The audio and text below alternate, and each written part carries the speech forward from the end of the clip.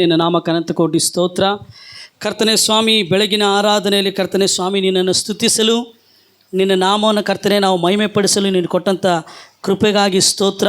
ಕರ್ತನೆ ಸ್ವಾಮಿ, ಸಹಾಯ ಮಾಡು, ನೀನು ನಡೆಸು. ಕರ್ತನೆ ಸ್ವಾಮಿ, ನಿನ್ನ ಆತ್ಮನ ನಮ್ಮ ಮಧ್ಯದಲ್ಲಿ ಚಲಿಸುವಂತೆ ಸಹಾಯ ಮಾಡು. ಕೇಳುವ ಕಿವಿಗಳನ್ನು, ಗ್ರಹಿಸುವ ಮನಸ್ಸನ್ನು ನಾನು ಬಿಡುಗಡೆಗೊಳಿಸ್ತೇನೆ ಸ್ವಾಮಿ.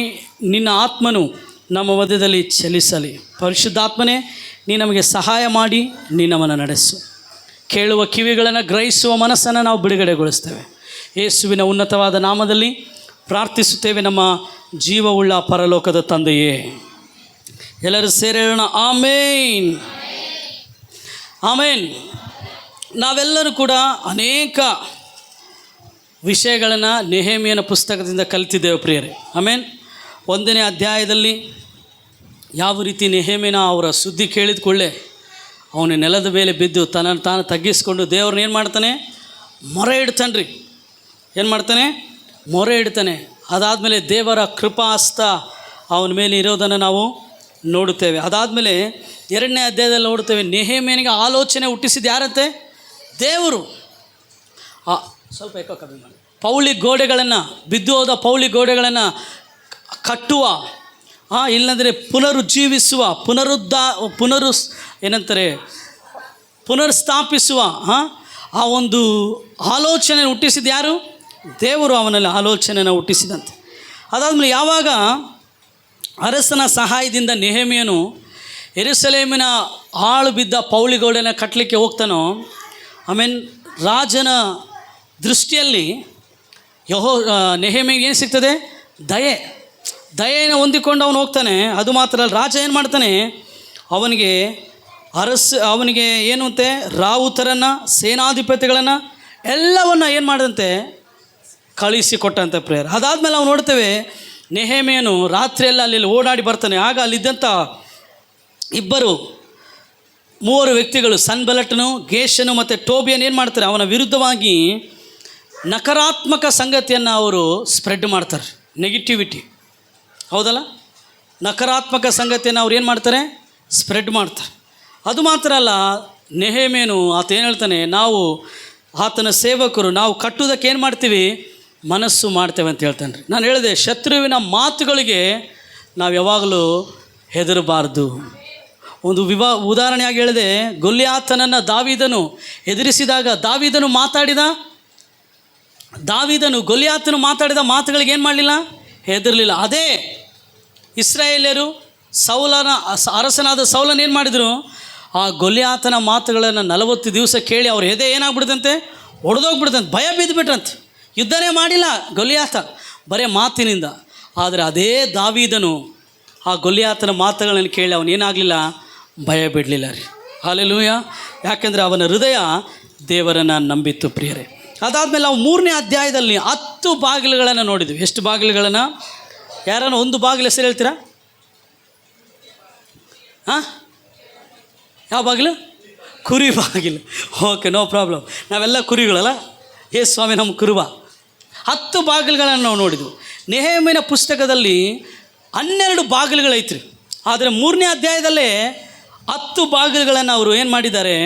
ಉಲ್ಲೇಖಿಸಿದ್ದಾರೆ. ನಾವು ನೋಡಿದ್ದೀವಿ. ಮೊದಲನೇ ಬಾಗಿಲು ಏನಂತೆ? ಕುರಿ. ಮೊದಲನೇ ಬಾಗಿಲು ಯಾವ ಬಾಗಿಲು? ಕುರಿ ಬಾಗಿಲು. ಅಂದರೆ ಅರ್ಥ ನಾನು ಹೇಳಿದೆ, ನಮ್ಮ ಕುರುಬನು ಯೇಸು ಸ್ವಾಮಿ ನಮಗೇನಾಗಿದ್ದಾನೆ? ಕುರುಬನಾಗಿದ್ದಾನೆ. ಅದಾದಮೇಲೆ ನಾವು ನೋಡಿದ್ದೇವೆ 2ನೇ ಬಾಗಿಲು ಮೀನು ಬಾಗಿಲು. 3ನೇದು ಯಾವ ಬಾಗಿಲು? ಹಳೆಯ ಬಾಗಿಲು. 4ನೇದು ತಗ್ಗಿನ ಬಾಗಿಲು. 5ನೇದು ತಿಪ್ಪೆ. 6 ಬುಗ್ಗೆ ಬಾಗಿಲು. 7 8 ಕುದುರೆ ಬಾಗಿಲು. 9 ಪೂರ್ವ ದಿಕ್ಕಿನ ಬಾಗಿಲು. 10 ದಂಡು ಕೂರುವ ಬಾಗಿಲು. ನಾನು ಹೇಳಿದೆ, ರಕ್ಷಣೆಯಿಂದ ನ್ಯಾಯ ತೀರ್ಪಿನ ತನಕ ಹೆಂಗೆ ನಮ್ಮ ಜೀವಿತದಲ್ಲಿ ಕಾರ್ಯ ನಡೀತದೆ ಅಂತೇಳಿ. 4ನೇ ಅಧ್ಯಾಯಕ್ಕೆ ನಾವು ಬಂದಾಗ ಮತ್ತೆ ನಾವು ನೋಡ್ತೇವೆ, ಅಲ್ಲಿದ್ದವ್ರು ಏನು ಹೇಳ್ತಾರೆ? ಈ ಒಂದು ಗೋಡೆ ಮೇಲೆ ನರಿ ಆರೋಗ್ಬಿಟ್ರೆ ಏನಾಗ್ಬಿಡ್ತದೆ? ಈ ಗೋಡೆ ಬಿದ್ದೋಗ್ಬಿಡ್ತದೆ ಅಂತೇಳಿ ಅವರನ್ನು ಅಪಹಾಸ್ಯ ಮಾಡಿದರು. ಆದರೂ ಕೂಡ ನೆಹೆಮೀಯನಾಗಲಿ ಅಲ್ಲಿದ್ದಂಥ ಜನರಾಗಲಿ ಭಯ ಬೀಳದೆ ಅವರು ಹಗಲು ರಾತ್ರಿ ಕಾವಲಿಟ್ಟು ಏನು ಮಾಡಿದರು? ಕಟ್ಟುವುದಕ್ಕೋಸ್ಕರ ಒಂದು ಕೈಯಲ್ಲಿ ಕತ್ತಿಯನ್ನು, ಇನ್ನೊಂದು ಕೈಯನ್ನು ಅವರು ಗೋಡೆಯನ್ನು ಕಟ್ಟುವುದಕ್ಕೆ ನಿರತರಾಗಿದ್ದರು. ಹಲ್ಲೆಲೂಯಾ. ಅದಾದಮೇಲೆ 5ನೇ ಅಧ್ಯಾಯದಲ್ಲಿ ನಾವು ನೋಡ್ತೇವೆ, ಜನರು ಏನು ಬಂದ್ರಂತೆ? ಗುಣಗುಟ್ಟಿದ್ರಂತೆ. ಏನು ಬಂದ್ರಂತೆ? ಎಲ್ಲರೂ ಬಂದು ಏನು ಮಾಡಿದರು? ನಾವು ಗುಣಗುಟ್ಟುವಿಕೆ ಎನ್ನುವಂಥ ಅಂಶದ ಮೇಲೇ 4 ಅಂಶಗಳನ್ನು ಮಾತಾಡೋದು. ಇಸ್ರಾಯೇಲ್ಯರು ದೇವರು ಅವರನ್ನು ಐಗುಪ್ತ ದೇಶದಿಂದ ಬಿಡಿಸಿದಾಗ ಮೊದಲನೇದು ಅವ್ರು ಹಾದು ಹೋದ ಪರಿಸ್ಥಿತಿ ಯಾವುದು? ಕೆಂಪು ಸಮುದ್ರ. ಕೆಂಪು ಸಮುದ್ರವನ್ನು ನೋಡಿ ಅವ್ರು ಏನು ಮಾಡಿದ್ರಂತೆ? ಗುಣಗುಟ್ಟಿದ್ರು. ಮೋಶೆ ವಿರುದ್ಧ ಗುಣಗುಟ್ಟು, ಅಯ್ಯೋ ನಮ್ಮನ್ನು ಸಾಯ್ಸಕ್ಕೆ ಕರ್ಕೊಂಬಂದ್ಯಾ. ಅದಾದಮೇಲೆ ಎರಡನೇದು ಯಾವ ಅನುಭವಕ್ಕೆ ಅವ್ರು ಬಂದರು? ಮಾರ ಅನುಭವ. ಯಾವ ಅನುಭವ? ಮಾರ. ಅದಾದಮೇಲೆ ಅವ್ರು ಏನು ಹೇಳಿದರು? ನೀರು ಏನಾಗೈತೆ? ಕಹಿ ಆಗೈತೆ. ಅದಾದ್ಮೇಲೆ 4ನೇದು ಅವ್ರಿಗೆ ಏನಿಲ್ಲ, ಬರೇ ಮಾಂಸ ಇಲ್ಲೇನಪ್ಪ, ಬರೇ ವೆಜಿಟೇಬಲಾ. ಈ 4 ಸನ್ನಿವೇಶಗಳು ನಾವು ನೋಡ್ತೇವೆ. ಮೋಶೆ ದೇವರಿಗೆ ಏನು ಮಾಡೋದಂತ ರೀ? ನಾನು ಹೇಳಿದೆ, ಪ್ರಾರ್ಥಿಸೋರು ಗುಣಗುಟ್ಟೋದಿಲ್ಲ, ಗುಣಗುಟ್ಟೋರು ಪ್ರಾರ್ಥನೆ ಮಾಡೋದಿಲ್ಲ. ಆಮೇಲೆ ಅದಕ್ಕೆ ಪೌಲನು ಹೇಳ್ದ, ನೀವು ಅವರ ಹಾಗೆ ಏನು ಮಾಡಬೇಡ್ರಿ, ಗುಣಗುಟ್ಟಬೇಡಿರಿ. ಅವರಲ್ಲಿ ಅನೇಕ ಜನರು ಗುಣಗುಟ್ಟಿ ಆ ಸಂಹಾರಕನ ಕೈಯಲ್ಲಿ ಏನಾಗ್ಬಿಟ್ರಂತೆ? ನಾಶವಾಗಿ ಹೋದರು. ಗುಣಗುಟ್ಟುವಿಕೆ ದೇವರ ಚಿತ್ತದಲ್ಲಿ ಇಲ್ಲರಿ. ಗುಣಗುಟ್ಟೋರು ಇರೋ ಆಶೀರ್ವಾದಗಳು ಕೂಡ ಏನು ಮಾಡ್ತಾರೆ? ಕಳ್ಕೊಂಡ್ಬಿಡ್ತಾರೆ ಪ್ರೇಯರ್. ಅದಾದಮೇಲೆ ನಾವು 6ನೇ ಅಧ್ಯಾಯದಲ್ಲಿ ನಾವು ನೋಡಿದೆವು, ಸೈತಾನ್ ಎಲ್ಲವರಿಗೆ ಟ್ರೈ ಮಾಡ್ತಾನಂತೆ, ನಾವು ಸಾಯೋ ತನಕ ಟ್ರೈ ಮಾಡ್ತಾನೆ. Satan will try until we die. ಅಲ್ಲೇ ತನಕ ಪ್ರಯತ್ನ ಪಡ್ತಾ ಇರ್ತಾನೆ ರೀ. ಅದೇ ರೀತಿ ಇಲ್ಲಿ ಕೂಡ ನೋಡ್ತೀವಿ ನಾವು. ಟೋಬಿಯನ್ ಸನ್ಬಲಟನಾಗಲಿ, ಗೇಷನಾಗಲಿ, ಇವರೆಲ್ಲ ಸೇರಿ ಏನು ಮಾಡಿದ್ರಂತೆ, ಬಾಪ ನೆಹೆಮಿಯ ಓನೋ ತಗ್ಗಿನಲ್ಲಿ ಬಾ, ನಾವು ಮಾತಾಡೋಣ ಅಂತೇಳಿ ಲೆಟ್ರ್ ಕಳಿಸಿದ್ರಂತೆ. ಏನು ಕಳಿಸಿದ್ರಂತೆ? ಲೆಟ್ರ್ ಕಳಿಸಿದ್ರಂತೆ. ಎಷ್ಟು ಸರಿ? 1 ಸರಿ, 2 ಸರಿ, 3 ಸರಿ ಅಲ್ಲ, 4 ಸರಿ ಕಳಿಸಿದ್ರಂತೆ. 5ನೇ ಸರಿ ಕೂಡ ಕಳಿಸಿದರೆ ನೆಹೆಮಿಯ ಏನು ಮಾಡಲಿಲ್ಲ? ಹೋಗಲಿಲ್ಲ. ಆಮೇಲೆ ಸೈತಾನನು ನಮ್ಮ ಶತ್ರು ಪ್ರಯತ್ನಿಸ್ತಾ ಇರ್ತಾನೆ ರೀ ನಮ್ಮನ್ನು ಬೀಳ್ಸೋಕ್ಕೆ. ಹಲ್ಲೆಲೂಯಾ. ಆದರೆ ನಾವು ನಮ್ಮ ವಿರೋಧಿ ಆಗಿರುವ ಸೈತಾನನ ವಿರುದ್ಧ ಎಚ್ಚರವಾಗಿರಬೇಕು. ನಮ್ಮ ನಂಬಿಕೆಯಲ್ಲಿ ದೃಢವಾಗಿರ್ಬೇಕು ರೀ, ಬಿಟ್ಕೊಡ್ಬಾರ್ದು. ನಮ್ಮಲ್ಲಿ ಒಳ್ಳೆಯ ಕಾರ್ಯವನ್ನು ಪ್ರಾರಂಭಿಸಿದ ಆತನು ಏನು ಮಾಡ್ತಾನೆ? ಅದನ್ನು ಕೊನೆಗೊಳಿಸ್ತಾನೆ ರೀ. ಹಲ್ಲೆಲೂಯಾ. ಅದಕ್ಕೆ ನೆಹೆಮಿ ಏನು ಮಾಡಲಿಲ್ಲ, ಏನು ಡಿಸ್ಟರ್ಬ್ ಆಗಲಿಲ್ಲ. ಆತ ಹೇಳ್ದ, ದೇವರೇ ನಮ್ಮ ಕೈಗಳನ್ನು ಏನು ಮಾಡು? ಬಲಪಡಿಸು. ಹಲ್ಲೆಲೂಯಾ. ಎಲ್ಲರೂ ಏನು ಹೇಳ್ದ ನೆಹೆಮಿಯನು? ದೇವರೇ ನಮ್ಮ ಕೈಗಳನ್ನು ಏನು ಮಾಡು? ಬಲಪಡಿಸು. ಪ್ರೇರೆ, ದೇವರ ಬಲ ನಮಗಿರುವುದಾದರೆ ನಾವೆಲ್ಲವನ್ನು ಮಾಡಲಿಕ್ಕೆ ಶಕ್ತರಾಗ್ತೇವೆ ಪ್ರೇರೆ. ಅದು ಮಾತ್ರ ಅಲ್ಲ, ನಾವು ನೋಡ್ತೇವೆ ಅವರು 52 ದಿನದಲ್ಲಿ ಆ ಗೋಡೆಯನ್ನು ಕಟ್ಟಿದ್ರಂತೆ. ಎಷ್ಟು ದಿನದಲ್ಲಿ? 52 ದಿನದಲ್ಲಿ. ಅದಾದಮೇಲೆ ನಾವು 7ನೇ ಅಧ್ಯಾಯದಲ್ಲಿ ನೋಡಿದರೆ ಅಲ್ಲಿ ಪಟ್ಟಣಕ್ಕೋಸ್ಕರ ನಿವಾಸಿಗಳನ್ನು ಏನು ಮಾಡ್ತಾರೆ? ನೇಮಿಸ್ತಾರೆ. ಕಾನೇಶುಮಾರಿ ಸೆನ್ಸಸ್ ಮಾಡ್ತಾರೆ, ಯಾರ್ಯಾರು ಎಷ್ಟೇ ಜನ ಇದ್ರು ಅದೆಲ್ಲ. ಇವಾಗ ನಾವು 8ನೇ ಅಧ್ಯಾಯಕ್ಕೆ ಬರೋಣ. ಎಷ್ಟನೇ ಅಧ್ಯಾಯಕ್ಕೆ ಬರೋಣ? 8ನೇ. 7ನೇ ಅಧ್ಯಾಯ ಎಲ್ಲರ ಪಟ್ಟಿ ಆಯ್ತದೆ. ಓಕೆನಾ? ಸ್ವಲ್ಪ ಏನು ಡಿಸ್ಟರ್ಬ್ ಆಗುತ್ತೆ? ಏನಾಯಿತು? ಪಟ್ಟಿ ಮಾಡಿದ್ವಿ. ಇವಾಗ 8ನೇ ಅಧ್ಯಾಯಕ್ಕೆ ನಾವು ಬರೋಣ. 8ನೇ ಅಧ್ಯಾಯದಿಂದ ಕೆಲವು ಸಂಗತಿಗಳನ್ನು ನಾವು ಏನು ಮಾಡೋಣ? ಕಲ್ತ್ಕೊಳ್ಳೋಣ. ಪ್ರಿಯರ್, ಈಗ ನೀವು ಚೆನ್ನಾಗಿ ಅರ್ಥ ಮಾಡ್ಕೊಳ್ರಿ. ನೆಹೆಮಿಯ ಬಂದ, ಓಕೆನಾ? ನೆಹೆಮಿಯನು ಬಂದು ಯೆರೂಸಲೇಮಿಗೆ ಬಂದು 52 ದಿನದಲ್ಲಿ ಏನು ಕಟ್ಬಿಟ್ಟ? ಏನು ಕಟ್ಟಿದ? ಯೆರೂಸಲೇಮಿನ ಪೌಳಿ ಗೋಡೆಯನ್ನು ಕಟ್ಟಿದ. ಸ್ವಲ್ಪ ಜನ ನಿದ್ದೆ ಮಾಡ್ದೆ ಕಣ್ ತೆಗೆದ ನನ್ನ ನೋಡ್ರಿ, ಎಚ್ಚರವಾಗಿರ್ರಿ. ಓಕೆನಾ? ಏನು ಮಾಡಿಬಿಟ್ಟ? ಪೌಳಿ ಗೋಡೆಯನ್ನು ಕಟ್ಟಿದ. ಇವಾಗ 8ನೇ ಅಧ್ಯಾಯದಲ್ಲಿ ನಾವು ಬಂದರೆ ಇಲ್ಲಿ ಒಂದು ಕ್ಯಾರೆಕ್ಟರ್ ಬರ್ತದೆ. ಇಲ್ಲಿ ಒಬ್ಬ ವ್ಯಕ್ತಿ ಬರ್ತಾನೆ. ಆತನ ಹೆಸರು ಹೆಜ್ರನು. ಆತನ ಹೆಸರೇನು? ಹೆಜ್ರ. ಹೆಜ್ರ ಯಾರಂದರೆ ಆತನು ಧರ್ಮಶಾಸ್ತ್ರವನ್ನು ಬೋಧಿಸುವ ಒಬ್ಬ ಶಾಸ್ತ್ರಿ ಆಗಿದ್ದನು. ಹೆಜ್ರ ಅಂದರೆ ಅರ್ಥ ಸಹಾಯಕನು. ಎಬಿನೇಜರ್ ಅಂತ ಹೇಳ್ತೀವಲ್ಲ, ಆ ಎಬಿನೇಜರಲ್ಲೇ ಎಜ್ರಾ ಎನ್ನುವಂಥ ಪದವನ್ನು ನಾವು ನೋಡ್ತೇವೆ. ಎಬಿನೇಜರ್ ಅಂದರೆ ದೇವರು ನನ್ನ ಸಹಾಯಕನು. ಅಲ್ಲಿದ್ದಂಥ ಜನರು ಯಾರು? ಇಸ್ರಾಯೇಲರು. ಕೇಳ್ರಿ ಚೆನ್ನಾಗಿ. ಇಸ್ರಾಯೇಲರು ಏನು ಮಾಡಿದರು? ಮೋಶೆಯ ಧರ್ಮಶಾಸ್ತ್ರವನ್ನು ಅವರಿಗೆ ಓದಬೇಕಂತೇಳಿ ಈ ಶಾಸ್ತ್ರಿಯಾದ ಎಜ್ರನನ್ನು ಕರೆದರು. ಏನು ಮಾಡಿದರು? ಶಾಸ್ತ್ರಿಯಾದ ಎಜ್ರನನ್ನು ಕರೆದ್ರು. ಎಜ್ರ ಯಾರಂದರೆ ಈ ಒಂದು ಧರ್ಮಶಾಸ್ತ್ರವನ್ನು ಬೋಧಿಸುವವನು, ಇಲ್ಲಾಂದರೆ ವಿವರಿಸಿ ಹೇಳುವವನು. ಯಾರಾಗಿದ್ದ? ಎಜ್ರ. ಎಲ್ಲರೂ ಹೇಳ್ರಿ, ಯಾರಾಗಿದ್ದ? ಎಜ್ರನು. 8ನೇ ಅಧ್ಯಾಯ 1ನೇ ವಚನದಿಂದ ಓದಿಕೊಳ್ಳೋಣ. ತಮ್ಮ ತಮ್ಮ ಪಟ್ಟಣಗಳಲ್ಲಿ ವಾಸಿಸುತ್ತಿದ್ದ ಇಸ್ರಾಯೇಲ್ ಸರ್ವ ಸಮೂಹದವರು 7ನೆಯ ತಿಂಗಳಲ್ಲಿ ನೀರು ಬಾಗಿಲಿನ ಯಾವ ಬಾಗಿಲು? ನೀರು ಬಾಗಿಲಿನ ಮುಂದಿನ ಬಯಲಿನಲ್ಲಿ ಒಟ್ಟಾಗಿ ಕೂಡಿ ಬಂದು ಯೆಹೋವನು ಮೋಶೆ ಮುಖಾಂತರ ಇಸ್ರಾಯೇಲರಿಗೆ ಕೊಟ್ಟ ಧರ್ಮಶಾಸ್ತ್ರದ ಗ್ರಂಥವನ್ನು ತೆಗೆದುಕೊಂಡು ಬರಬೇಕು ಎಂದು ಧರ್ಮೋಪದೇಶಕನಾದ ಎಜ್ರನನ್ನು. ಓಕೆ, ಅಂಡರ್ಲೈನ್ ಮಾಡ್ಕೊಳ್ರಿ. ಎಜ್ರನು ಏನಾಗಿದ್ದ? He was the teacher of the law. ಎಲ್ಲ ಹೇಳ್ರಿ, ಎಜ್ರನ್ ಏನಾಗಿದ್ದ ರೀ? ಧರ್ಮೋಪದೇಶಕನಾಗಿದ್ದ. ಅಂದರೆ ಆತನು ಮೋಶೆ ಬರೆದ ಧರ್ಮಶಾಸ್ತ್ರ ಎಷ್ಟು? ಇದು ಮೋಶೆ ಬರೆದ ಗ್ರಂಥ 5. ಯಾವುದ್ಯಾವುದು? ಆದಿಕಾಂಡ, ವಿಮೋಚನ ಕಾಂಡ, ಯಾಜಕ ಕಾಂಡ, ಧರ್ಮೋಪದೇಶ. ಈ 5 ಕಾಂಡಗಳನ್ನು ಅಂದರೆ ಧರ್ಮಶಾಸ್ತ್ರವನ್ನು ತೋರಾ ಅಂತ ಹೇಳ್ತಾರೆ. ಈ ತೋರಾವನ್ನು ಏನು ಮಾಡ್ತಿದ್ದ? ಎಜ್ರನು ಬೋಧಿಸುತ್ತಾ ಇದ್ದನು. ಎಜ್ರ ಅಂದರೆ ಯಾರು? ಧರ್ಮೋಪದೇಶ ಮಾಡುವವನು, ಅಂದರೆ ಧರ್ಮಶಾಸ್ತ್ರವನ್ನು ಬೋಧಿಸುವವನು, ವಾಕ್ಯವನ್ನು ವಿವರಿಸುವವನಾಗಿದ್ದ. ಯಾರು? ಎಜ್ರ. ಎಜ್ರ ಅಂದರೆ ಅರ್ಥ ಏನು? ಸಹಾಯಕನು, ಹೆಲ್ಪರ್. ಇಲ್ಲ, ಇನ್ನೊಂದು ಮಾತಲ್ಲಿ ಹೇಳ್ಬೇಕಂದ್ರೆ ಎಜ್ರ ಅಂದ್ರೇನು? God is hour helper. ಅರ್ಥ ಆಯ್ತು ರೀ? ಇವಾಗ ಈ ಜನರೆಲ್ಲ ಏನು ಮಾಡಿದ್ರಂತೆ? ಎಜ್ರನನ್ನು ಕರೆದದ್ದು. ಎಜ್ರ ಬಾಪ, ನೀನು ಏನು ತಗೊಂಬಾ? ಮೋಶೆಯ ಮುಖಾಂತರ ಇಸ್ರಾಯೇಲರಿಗೆ ಕೊಟ್ಟ ಧರ್ಮಶಾಸ್ತ್ರದ ಗ್ರಂಥವನ್ನು ತೆಗೆದುಕೊಂಡು ಬರಬೇಕೆಂದು ಹೇಳು ಧರ್ಮೋಪದೇಶಕನಾದ ಎಜ್ರನನ್ನು ಏನು ಮಾಡಿದ್ರು? ಕೇಳಿಕೊಂಡ್ರು.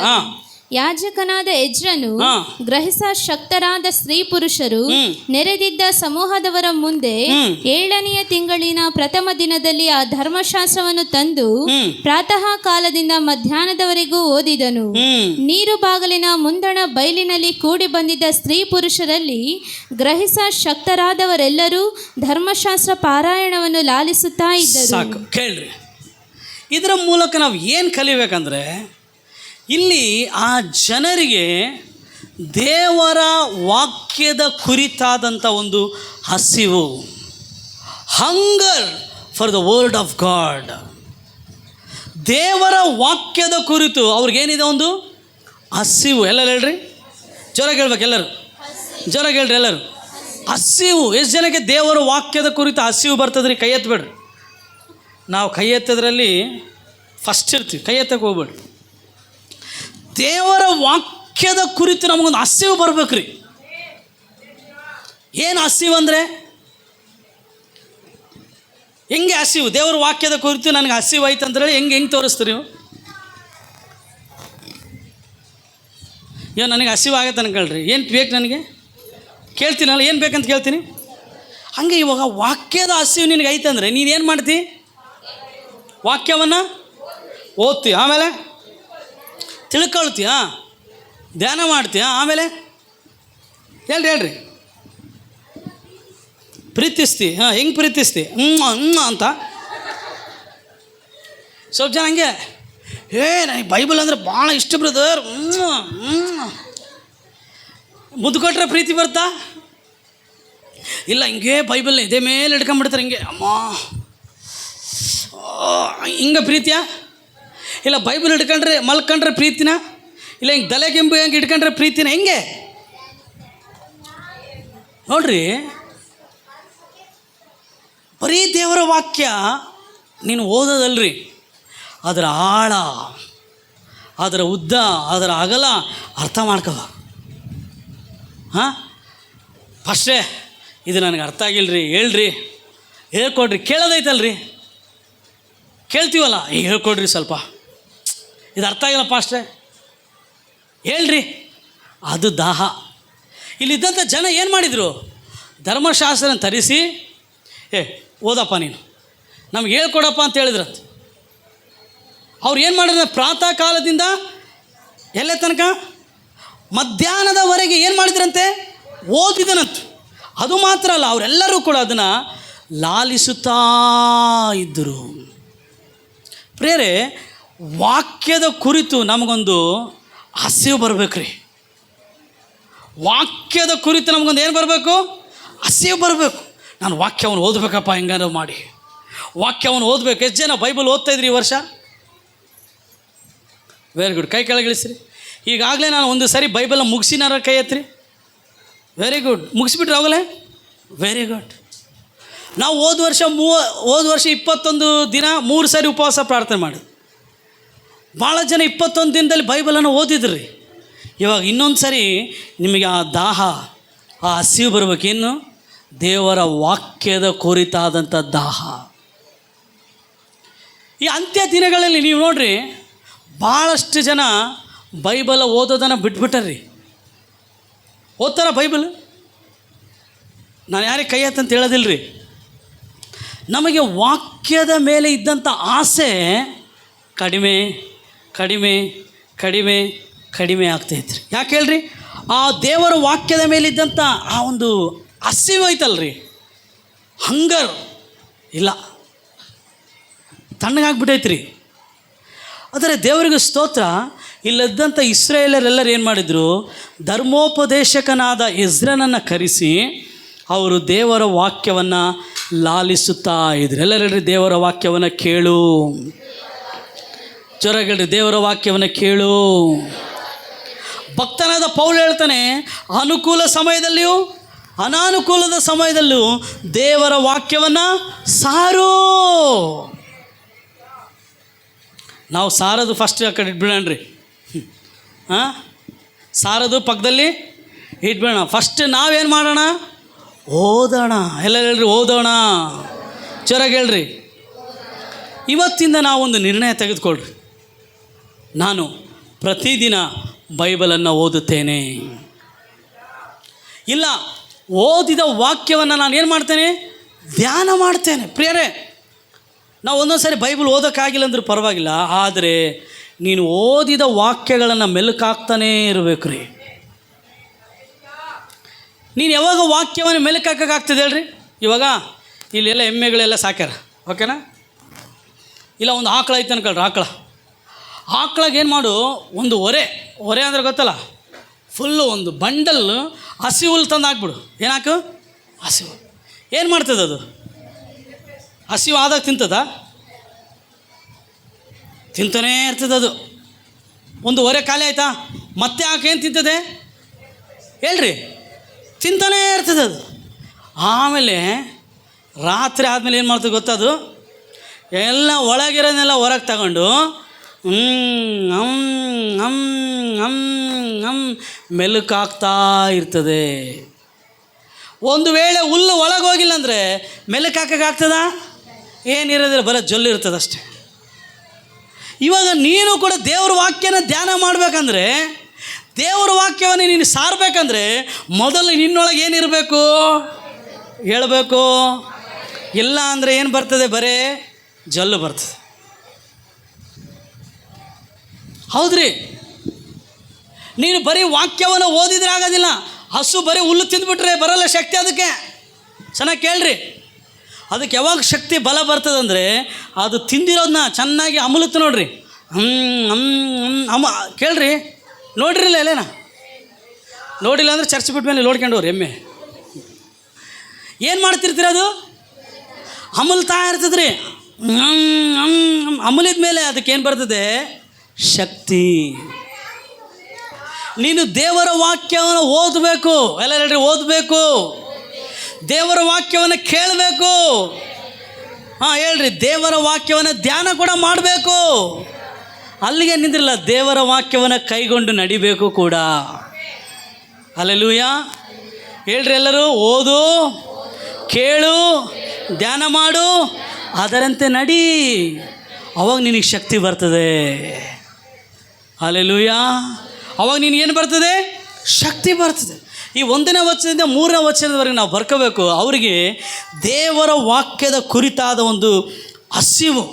ಇಲ್ಲಾಂದರೆ ದೇವರ ವಾಕ್ಯಕ್ಕೆ ಅವ್ರು ಏನು ಕೊಟ್ಟರು? ಒಂದು ಆದ್ಯತೆ ಕೊಟ್ಟರು. ನೋಡ್ರಿ, ಕ್ರೈಸ್ತವ ಜೀವಿತದಲ್ಲಿ ದೇವರ ವಾಕ್ಯಕ್ಕೆ ನೀನು ಆದ್ಯತೆ ಕೊಟ್ಟಿಲ್ಲ ಅಂದರೆ ನೀನು ಬೆಳೀಲಿಕ್ಕೆ ಸಾಧ್ಯನೇ ಇಲ್ಲ. If you do not prioritise the word of God, you will not grow spiritually. ನೀನು ಆತ್ಮಿಕವಾಗಿ ಬೆಳಿಬೇಕಂದ್ರೆ ದೇವರ ವಾಕ್ಯಕ್ಕೆ ನೀನು ಆದ್ಯತೆಯನ್ನು ಕೊಡಲೇಬೇಕು. ದೇವರ ವಾಕ್ಯಕ್ಕೆ ಆದ್ಯತೆ ಕೊಡದೆ, ಇಲ್ಲಾಂದರೆ ದೇವರ ವಾಕ್ಯದ ಹಸಿವು ಇಲ್ಲದೆ ನೀನು ಬೆಳಿಲಿಕ್ಕೆ ಸಾಧ್ಯನೇ ಇಲ್ಲ. ಯಾಕೆಂದರೆ ದೇವರು ತನ್ನ ವಾಕ್ಯದ ಬಲದಿಂದಲೇ ಎಲ್ಲವನ್ನು ಸೃಷ್ಟಿಸಿದ್ದಾನೆ. ದೇವರು ತನ್ನ ವಾಕ್ಯವನ್ನು ತನ್ನ ಹೆಸರಿಗಿಂತ ಮೇಲಾಗಿ ಇಟ್ಟಿದ್ದಾನಂತ್ರಿ. ಹಲ್ಲೆಲೂಯ. ನಾವು ದೇವರ ವಾಕ್ಯಕ್ಕೆ ಏನು ಕೊಡಬೇಕು? ಆದ್ಯತೆ. ಎಲ್ಲ ಹೇಳ್ರಿ, ಏನು ಕೊಡಬೇಕು? ಆದ್ಯತೆಯನ್ನು ನಾವು ಕೊಡುವವರಾಗಿರಬೇಕು. ಅದಾದ ಮೇಲೆ ನಾವು ನೋಡಿಕೊಳ್ಳೋಣ 7 ಮತ್ತು 8ನೇ ವಚನವನ್ನು ಓದೋಣ. ಆಮೇಲೆ ಯೇಷುವ, ಬಾನಿ, ಶೆರೆಬ್ಯ, ಯಾಮೀನ್, ಅಕ್ಕೂಬ್, ಶಬತೈ, ಹೋದಿಯ, ಮಾಸೆಯ, ಕೆಲೀಟ, ಅಜರ್ಯ, ಯೋಜಾಬಾದ್, ಹಾನಾನ್, ಪೆಲಾಯ ಎಂಬ ಲೇವಿಯರು ಧರ್ಮಶಾಸ್ತ್ರವನ್ನು ಜನರು ಗ್ರಹಿಸುವಂತೆ ಮಾಡಿದರು. ಈ ಲೇವಿಯರು ಏನು ಮಾಡಿದರು? ಈ ಧರ್ಮಶಾಸ್ತ್ರವನ್ನು ಜನರು ಅರ್ಥ ಮಾಡಿಕೊಳ್ಳುವಂತೆ ಮಾಡಿದರು. 8ನೇ ವಚನ. ಜನರು ಎದ್ದು ನಿಂತ ನಂತರ ಅವರು ದೇವರ ಧರ್ಮಶಾಸ್ತ್ರವನ್ನು ಸ್ಪಷ್ಟವಾಗಿ ಓದುತ್ತಾ, ಏನು ಹೆಂಗೆ ಓದ್ಬೇಕಂತೆ ದೇವ್ರ ವಾಕ್ಯ? ಸ್ಪಷ್ಟವಾಗಿ. ಕಣ್ಣಿಂದ ಓದ್ಬೇಕಾ? ಸ್ವಲ್ಪ ಜನ ಹೆಂಗೆ ಇಲ್ಲಮ್ಮ, ನೀನು ಆತ್ಮದಲ್ಲಿ ಕೂಡ ಓದ್ಬೇಡಮ್ಮ ದಯಮಾಡಿ. ದೇವರ ವಾಕ್ಯವನ್ನು ಸ್ಪಷ್ಟವಾಗಿ ಬಾಯಿಂದ ಓದಬೇಕು. ಏನಮ್ಮ ಬೈಬಲಲ್ಲಿ ಐತಿಲ್ಲಪ್ಪ, ಓದ್ರಿ ಇನ್ನೊಂದ್ಸರಿ. ಜನರು ಎದ್ದು ನಿಂತ ನಂತರ ಅವರು ದೇವರ ಧರ್ಮಶಾಸ್ತ್ರವನ್ನು, ಅಂದ್ರೆ ದೇವರ ವಾಕ್ಯವನ್ನ ಸ್ಪಷ್ಟವಾಗಿ ಓದುತ್ತಾ, ಸ್ಪಷ್ಟವಾಗಿ ಓದುತ್ತಾ ಅದರ ತಾತ್ಪರ್ಯವನ್ನು ವಿವರಿಸಲು. ತಾತ್ಪರ್ಯ ಅಂದ್ರೆ ಅದರಲ್ಲಿರುವಂಥ ಅರ್ಥ, ಅದರಲ್ಲಿರುವಂಥ ರಹಸ್ಯ, ಅದರಲ್ಲಿರುವಂಥ ಮರ್ಮವನ್ನು ಏನು ಮಾಡಿದ್ರಂತೆ? ಜನರು ಗ್ರಹಿಸಿದರು. ಎಲ್ಲ ಹೇಳ್ರಿ, ವಾಕ್ಯ ಹೆಂಗೆ ಓದಬೇಕು? ತೆಲುಗಲ್ಲಿ ಸ್ವಲ್ಪ ಹಾಕಪ್ಪ. 8ನೇ ವಚನ. ವಾಕ್ಯ ಸ್ವಲ್ಪ ಜನ ವಾಕ್ಯನೇ ಓದಕ್ಕೆ ಬರಲ್ಲ. ನಾನು ಹೇಳಿದನಕ್ಕೆ ವಾಕ್ಯ ಓದಕ್ಕೆ ಅಲ್ಲಾಡ್ಬಿಡ್ತಾರೆ ನಂಬರ್. ಇವಾಗ ಏನಾಗ್ಬಿಡ್ತಾರೆ? ವಾಕ್ಯ ಅವ್ರು ಓದ್ತಿದ್ರೆ ಅನ್ಯ ಭಾಷೆ ಮಾತಾಡಂಗೆ ಇರುತ್ತೆ ನಮಗೆ. ಯಾಕೆ? ವನು ದವೇ ಯೆಹೋವನ ಆನಂದವೇ ನಮ್ಮ ಆಶ್ರಯ. ಇವ್ರು ಹೆಂಗೆ ಗೊತ್ತಾರೆ? ವನ ಆನ ಆಶಾ ಹೇಳ್ರಿ. ದೇವರ ವಾಕ್ಯವನ್ನು ಹೆಂಗೆ ಓದ್ಬೇಕಂತೆ? ನಾನು ಯಾರನ್ನು ಇಲ್ಲಿ ಹಾಸ್ಯ ಮಾಡ್ತಿಲ್ಲಮ್ಮ. ದೇವರ ವಾಕ್ಯ ಇದು. ಯಾವ ವಾಕ್ಯ? ಇದನ್ನು ಹೆಂಗೆ ಓದಬೇಕು? ಸುಮ್ಮನೆ ಹೆಂಗೆ ಬೇಕಾರೆ ಹಂಗೆ ಓದಂಗಿಲ್ಲ. ಇದನ್ನು ಸ್ಪಷ್ಟವಾಗಿ ಓದಬೇಕು. ಯಾಕೆ ಕೇಳ್ರಿ ಪಾಸ್ಟರ್, ಯಾಕಂತ ಕೇಳ್ರಿ ಹೆಂಗೆ ಓದ್ಬೇಕಂತ ಹೇಳ್ತೀನಿ. ನಿನ್ನ ಕಣ್ಣು ದೇವರ ವಾಕ್ಯವನ್ನು ನೋಡಬೇಕು. ಹೇಳ್ರಿ, ಕಣ್ಣು ಯಾವುದು ನೋಡಬೇಕು? ದೇವರ ವಾಕ್ಯ. ನೀನು ಬಾಯಿಂದ ಓದಬೇಕು, ಉಚ್ಚರಿಸ್ಬೇಕು. ಓಕೆನಾ? ನೀನು ಕಣ್ಣಿಂದ ನೋಡಿದ್ದು ಬಾಯಿಂದ ಉಚ್ಚರಿಸಿದ್ದನ್ನ ನಿನ್ನ ಕಿವಿ ಕೇಳಬೇಕು. ನಿನ್ನ ಕಿವಿ ಏನು ಕೇಳಬೇಕು? ಕೇಳಬೇಕು. ಆವಾಗ ನಿನ್ನ ಹೃದಯ ಆತ್ಮ ಐತಲ್ರಿ, ಅದು ಬಿಡುಗಡೆ ಆಗುತ್ತೆ. ಅರ್ಥ ಆಯ್ತು ರೀ? ನೀವು ಸುಮ್ಮನೆ ಹಿಂಗೆ ಓದಿದ್ರಿ ಏನು ಬರೋಂಗಿಲ್ಲ. ದಯಮಾಡಿ ಕಣ್ಣಿಂದ ಯಾರು ಓದಬಾರ್ದು. ಇವಾಗ ಅನ್ಕೊಳ್ರಿ, ಹೆಜ್ರನಾಗಲಿ ಇಲ್ಲಿದ್ದಂಥ ಲೇವಿಯರಾಗಲಿ ಕಣ್ಣಿಂದ ಓದಿನ ಅನ್ಕೊಳ್ರಿ. ಹೇಳ್ರಿ, ನೀವು ನಕ್ಕಂಗೆ ಅಲ್ಲಿರೋರ್ಕೊಂಡು ನಗ್ತಿದ್ರು. ಹೇಳ್ರಿ. ಆದರೆ ಇಲ್ಲಿ ಲೇವಿಯರು ಸ್ಪಷ್ಟವಾಗಿ ಓದಿದ್ರು, ಅದರ ತಾತ್ಪರ್ಯವನ್ನು ವಿವರಿಸಿದ್ರು, ಜನರಿಗೆ ಅರ್ಥ ಆಯ್ತು ರೀ. ಅಮ್ಮ ಹೇಳ್ರಿ, ನೀನು ಕೂಡ ಹೆಂಗೆ ಓದಬೇಕು ವಾಕ್ಯನ? ಕಣ್ಣಿಂದ ನೋಡಿ, ಬಾಯಿಂದ ಚೆನ್ನಾಗಿ ಉಚ್ಚರಿಸ್ಬೇಕು. ನೀನು ಓದೋದು ನಿನಗೆ ಕೇಳಿಸ್ಬೇಕು. ಯಾರಿಗೆ ಕೇಳಿಸ್ಬೇಕು? ಸ್ವಲ್ಪ ಜನ ಮಾತಾಡಿದ್ರೆ ಕೇಳಿಸೋದು ಪಕ್ಕದಿರೋರಿಗೆ. ವಾಕ್ಯ ಓದಿ, ವಾಕ್ಯ ಉಚ್ಚೋದಿತ್ತು ನೋಡ್ಬಿಡ್ತು. ನೀನು ವಾಕ್ಯ ಓದಿದ್ರೆ ಪಕ್ಕದಲ್ಲಿ ನಿನ್ನ ಗಂಡನಿಗೆ ದೆವ್ವ ಬಿಟ್ಟು ಹೋಗ್ಬೇಕು. ಆಮೇಲೆ ಹೇಳ್ರಿ, ಗಂಡ ಇಲ್ದಾರೆ ಹೇಳ್ತಾರೆ, ಗಂಡ ಇರೋರು ಹೇಳ್ರಿ.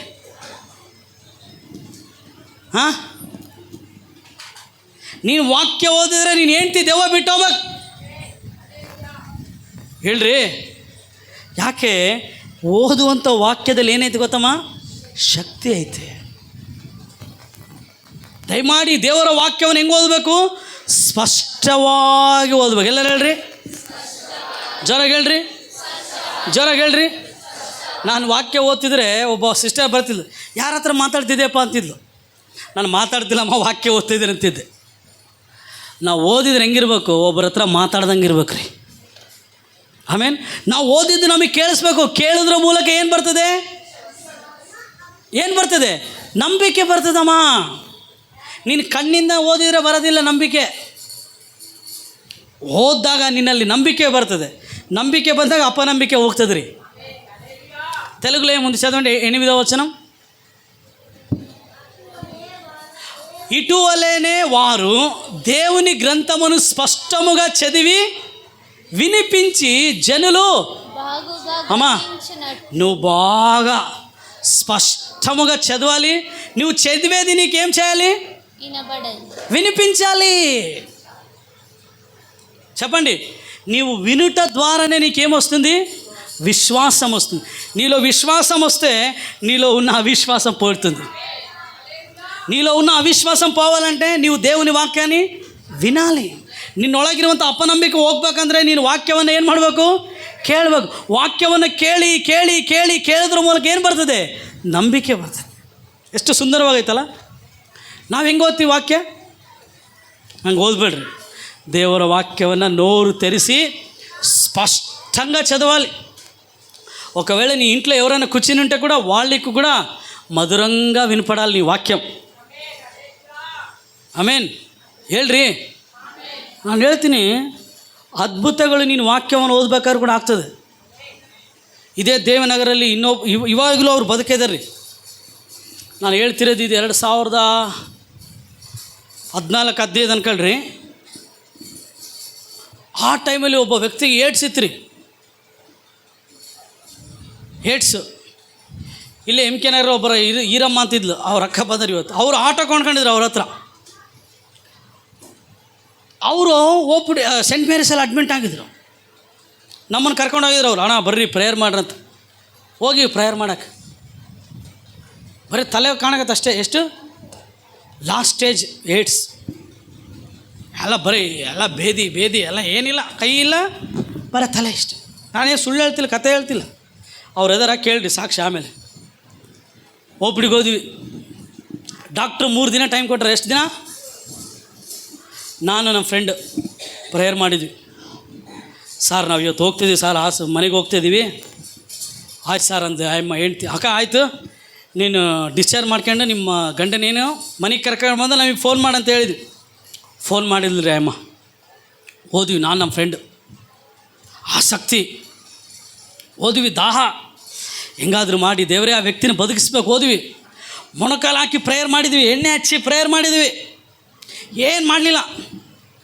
ಮನೆಗೆ ಹೋಗಿ ಫುಲ್ಲು ಶೆಲ್ಫ್ ತುಂಬ ಏನು ಬರೇ ವಿಟಮಿನ್ ಟಾನಿಕ್ಕು, ಅದು ಇದು ಅದೇ ಎಲ್ಲ ಟ್ಯಾಬ್ಲೆಟ್ಸ್, ಇಷ್ಟು ಟ್ಯಾಬ್ಲೆಟ್ಸ್, ಇಷ್ಟು ಟಾನಿಕ್. ಆ ಅಮ್ಮಗೆ ಹೇಳಿದ, ಅಕ್ಕ ಇವೆಲ್ಲ ಬಿಸಾಕ್ಬಿಡಕ್ಕಂತ ಹೇಳಿದ್ವಿ ನಂಬಿಕೆಯಿಂದ. ಇದೆಲ್ಲ ಬಿಸಾಕ್ಬಿಡು, ಬೈಬಲ್ ಕೊಟ್ಟು ಕೈಯಲ್ಲಿ. ನೀನೇನು ಮಾಡಬೇಡ, ಓದು, ನಿನ್ನ ಗಂಡ ವಾಕ್ಯ ಕೇಳಲಿ. ನೀನೇನು ಮಾಡು, ವಾಕ್ಯ ಓದು. ನಿನ್ನ ಗಂಡ ಈ ಮಾತ್ರೆ ಬಿಟ್ಬಿಡು, ಟಾನಿಕ್ ಬಿಟ್ಟರು ಏನೇ ಆಗಲಿ ಬಿಡು, ನಿನ್ನ ಗಂಡ ಸಾಯೋದಿಲ್ಲ ಅಂತ ಹೇಳಿದ್ವಿ. ಅರ್ಥ ಆಯ್ತು ರೀ ಪ್ರಿಯರೇ? ನೀವು ನಂಬ್ತಿರಿಲ್ಲ, ಬರೇ 3 ತಿಂಗಳಲ್ಲಿ ಅವ ನಮ್ಮ ಚರ್ಚ್ ಇಂದಿರಾನಗರಲ್ಲಿತ್ತು. 3 ತಿಂಗಳಲ್ಲಿ ಸತ್ತೋಗ್ತಾನೆ ಅಂತ ವ್ಯಕ್ತಿ ದೇವಿನಗರದಿಂದ ನಮ್ಮ ಚರ್ಚೆ ನಡ್ಕೊಂಬಂದ್ಬಿಟ್ಟ ರೀ. ಹಲ್ಲೆಲೂಯಾ! ಹೆಂಗಾಯ್ತು ಅದ್ಭುತ! ಪ್ರಾರ್ಥನೆ ಮಾಡಿದ್ವಿ, ಪ್ಲಸ್ ಅದಕ್ಕೇನಿತ್ತು ರೀ, ಆತೇನು ಮಾಡಿಲ್ಲ. ಅವ್ರು ಹೆಂಡ್ತಿ ಓದೋ ವಾಕ್ಯ ಕೇಳೇನ್ರಿ. ಈ ಕೇಳುವ ವಾಕ್ಯ ಐತಲ್ರಿ, ಜೀವ ತರ್ತದೆ. ಏನಪ್ಪ ಚಂದ್ರಣ್ಣ, ಬದುಕ್ಬಿಟ್ಟಿನಣ್ಣ, ಇವತ್ತಿನವರೆಗೆ ಬದುಕಿದೇನ್ರಿ. ಕಾರಣ ದೇವರ ವಾಕ್ಯ. ದೇವರ ವಾಕ್ಯವನ್ನು ಸ್ಪಷ್ಟವಾಗಿ ಓದಬೇಕು. ಓದೋ ವಾಕ್ಯ ನಿನ್ನ ಕಿವಿ ಕೇಳಬೇಕ್ರಿ. ಆ ವಾಕ್ಯ ಐತಲ್ರಿ, ನಿನ್ನೊಳಗೆ ಜೀವ ತರ್ತದೆ.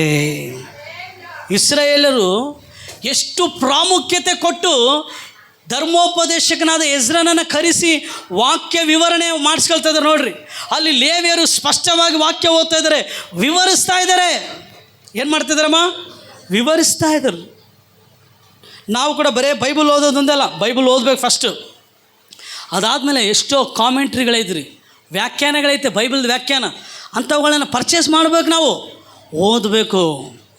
ಇಲ್ಲ ಇವಾಗ ನಮ್ಮ ಹತ್ರ ಎಲ್ಲ ಏನೈತಮ್ಮ, ಇಂಟರ್ನೆಟ್ ಐತೆ, ಸರ್ಚ್ ಮಾಡಬೇಕಮ್ಮ. ಆ ವಾಕ್ಯದ ತಾತ್ಪರ್ಯ, ವಾಕ್ಯದ ಅರ್ಥ ನೀನು ತಿಳ್ಕೊಂಡಾಗ ನಿನ್ನಲ್ಲಿ ಒಂದು ಬಿಡುಗಡೆ ಬರ್ತದೆ.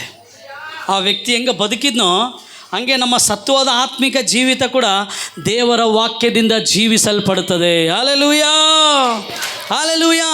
ನಾವು ದೇವರ ವಾಕ್ಯವನ್ನು ಏನು ಮಾಡಬೇಕು, ಅರ್ಥ ಮಾಡಿಕೊಳ್ಬೇಕು. ಬರೀ ಓದೋದಲ್ಲ, ನೀನೇನು ಮಾಡ್ಬೇಕು, ದೇವರ ವಾಕ್ಯವನ್ನು ಅರ್ಥ ಮಾಡಿಕೊಳ್ಬೇಕು. ಪವಿತ್ರಾತ್ಮನಿಗಳು, ಪವಿತ್ರಾತ್ಮನೇ ಈ ವಾಕ್ಯ ನನಗೆ ಅರ್ಥ ಆಗ್ತಿಲ್ಲ, ನೀನು ನನಗೆ ಹೇಳ್ಕೊಡಪ್ಪ. ಪವಿತ್ರಾತ್ಮನು ನಮ್ಮ ಒಳ್ಳೆಯ ಬೋಧಕನ್ರಿ. ಈಸ್ ಅವ ಹೋಲಿ ಸ್ಪಿರಿಟ್ ಈಸ್ ಅವ ಗುಡ್ ಟೀಚರ್. ಆತ ನಮಗೇನು ಮಾಡ್ತಾನೆ, ಕಲಿಸ್ಕೊಡ್ತಾನೆ. ಆತನ ಪಾದ ಸನ್ನಿಧಾನದಲ್ಲಿ ನೀನು ಬಿದ್ದರೆ ಆತ ನಿನಗೇನು ಮಾಡ್ತಾನೆ, ಕಲಿಸ್ಕೊಡ್ತಾನೆ. Hallelujah, hallelujah. ಮೂರನೇದು ಪ್ರಿಯರೇ, ಅದೇ 9ನೇ ವಚನದಿಂದ 11ನೇ ವಚನದವರೆಗೆ ನಾವು ಓದೋಣ.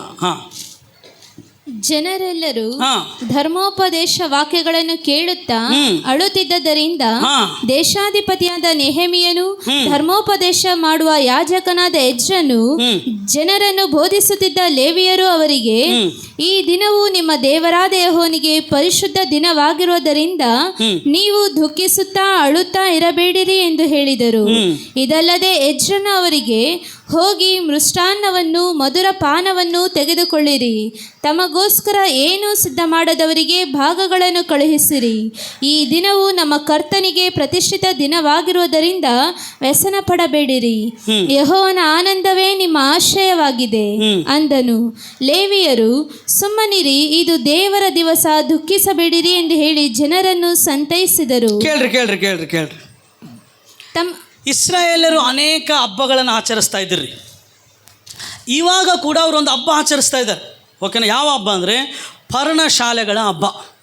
ಓಕೆನಾ? ಅವರು ಈ ಡೇ ಆಫ್ ಅಟೋನ್ಮೆಂಟ್ ಅಂದರೆ ಏನಂತಾರೆ, ಪ್ರಾಯಶ್ಚಿತ್ತ ಬಲಿ ಕೊಡ್ತಾರೆ ನೋಡ್ರಿ. ಆ ಹಬ್ಬದಲ್ಲಿ ಮಾತ್ರ ಅಳಬೇಕು ಅವರು. ಬೇರೆ ಹಬ್ಬದ ದಿನಗಳಲ್ಲಿ ಅವ್ರು ಅಳಬಾರ್ದು, ಅವರು ಆನಂದಿಸಬೇಕು, ಸಂತೋಷಿಸ್ಬೇಕು ರೀ.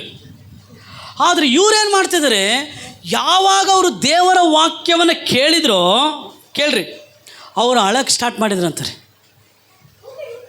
ಅವರಿಗೆ ದುಃಖ ಆಯ್ತಂತೆ. ಪ್ರಿಯರೇ, ದೇವರ ವಾಕ್ಯ ಹೌದ್ರಿ, ಪಶ್ಚಾತ್ತಾಪ ತರ್ತದ್ರಿ, ದೇವರ ವಾಕ್ಯ ನಮಗೆ ಕನ್ನಡಿ ಇದ್ದಂತೆ. ಕನ್ನಡಿ ಮುಂದೆ ನಾವು ನಿಂತ್ಕೊಂಡಾಗ ನಮ್ಮ ತಪ್ಪುಗಳು ಏನಾಗ್ತದ್ರಿ, ಕಾಣ್ತದ್ರಿ. ಎಲ್ಲಿ ಕರೆಕ್ಟ್ ಐತೆ, ಎಲ್ಲಿ ತಪ್ಪೈತೆ ಕಾಣ್ತದ್ರಿ.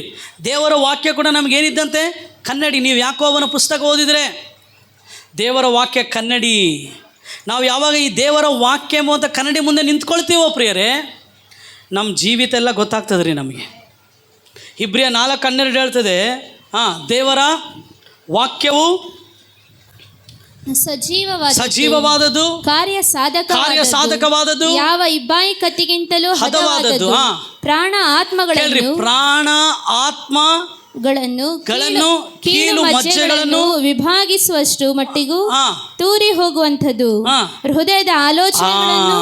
ನೋಡ್ರಿ, ದೇವರ ವಾಕ್ಯ ಹೆಂಗೈತಂದ್ರೆ ಹೃದಯದ ಆಲೋಚನೆ. ಎಲ್ಲ ಹೇಳ್ರಿ, ನನ್ನ ಹೃದಯದಲ್ಲಿ ಏನು ಆಲೋಚನೆ ಐತೆ ಗೊತ್ತಾ ನಿಮಗೆ? ಗೊತ್ತಿಲ್ಲರಿ. ಆದರೆ ದೇವರ ವಾಕ್ಯ ಆಯ್ತಲ್ಲ, ಅದು ಎಂಥ ಸ್ಕ್ಯಾನರ್ ಅಂದರೆ ನಿನ್ನ ಹೃದಯದ ಒಳಗೆ ಕೂಡ ಏನೈತಲ್ಲ ಅದನ್ನು ಕೂಡ ಅದು ಪರೀಕ್ಷಿಸ್ತದಂತೆ. ಇಂಥ ಸ್ಕ್ಯಾನರ್ ಎಲ್ಲೇನೈತಾ? ಇಲ್ಲರಿ. ಡಾಕ್ಟರ್ ಕೂಡ ನಮಗೆ ಟ್ಯಾಬ್ಲೆಟ್ ಕೊಡೋದು ಹೆಂಗೆ ರೀ? ನಮ್ಮ ಬ್ಲಡ್ ರಿಪೋರ್ಟು, ನಮ್ಮ ಎಕ್ಸ್ರೇ ರಿಪೋರ್ಟು, ನಮ್ಮ ಸ್ಕ್ಯಾನಿಂಗ್ ರಿಪೋರ್ಟು. ಇಲ್ಲ, ಎಷ್ಟು ದಿನ ಆಯ್ತಮ್ಮ ಜ್ವರ ಬಂದು? ಸರ್ 1 ವಾರ ಆಯ್ತು ಸರ್.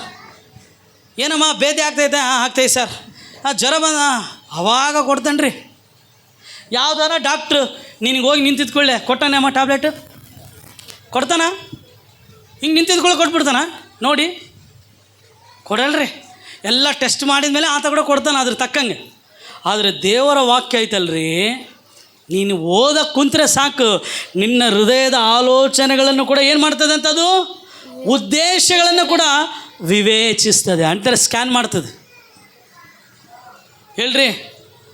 ಅದಕ್ಕೆ ದೇವರ ವಾಕ್ಯ ಓದುವವನು ಪಾಪಕ್ಕೆ ದೂರ ಆಗಿರ್ತಾನೆ, ಪಾಪಕ್ಕೆ ಹತ್ತಿರವಾಗಿರುವವನು ದೇವರ ವಾಕ್ಯಕ್ಕೆ ದೂರ ಆಗಿರ್ತಾನೆ.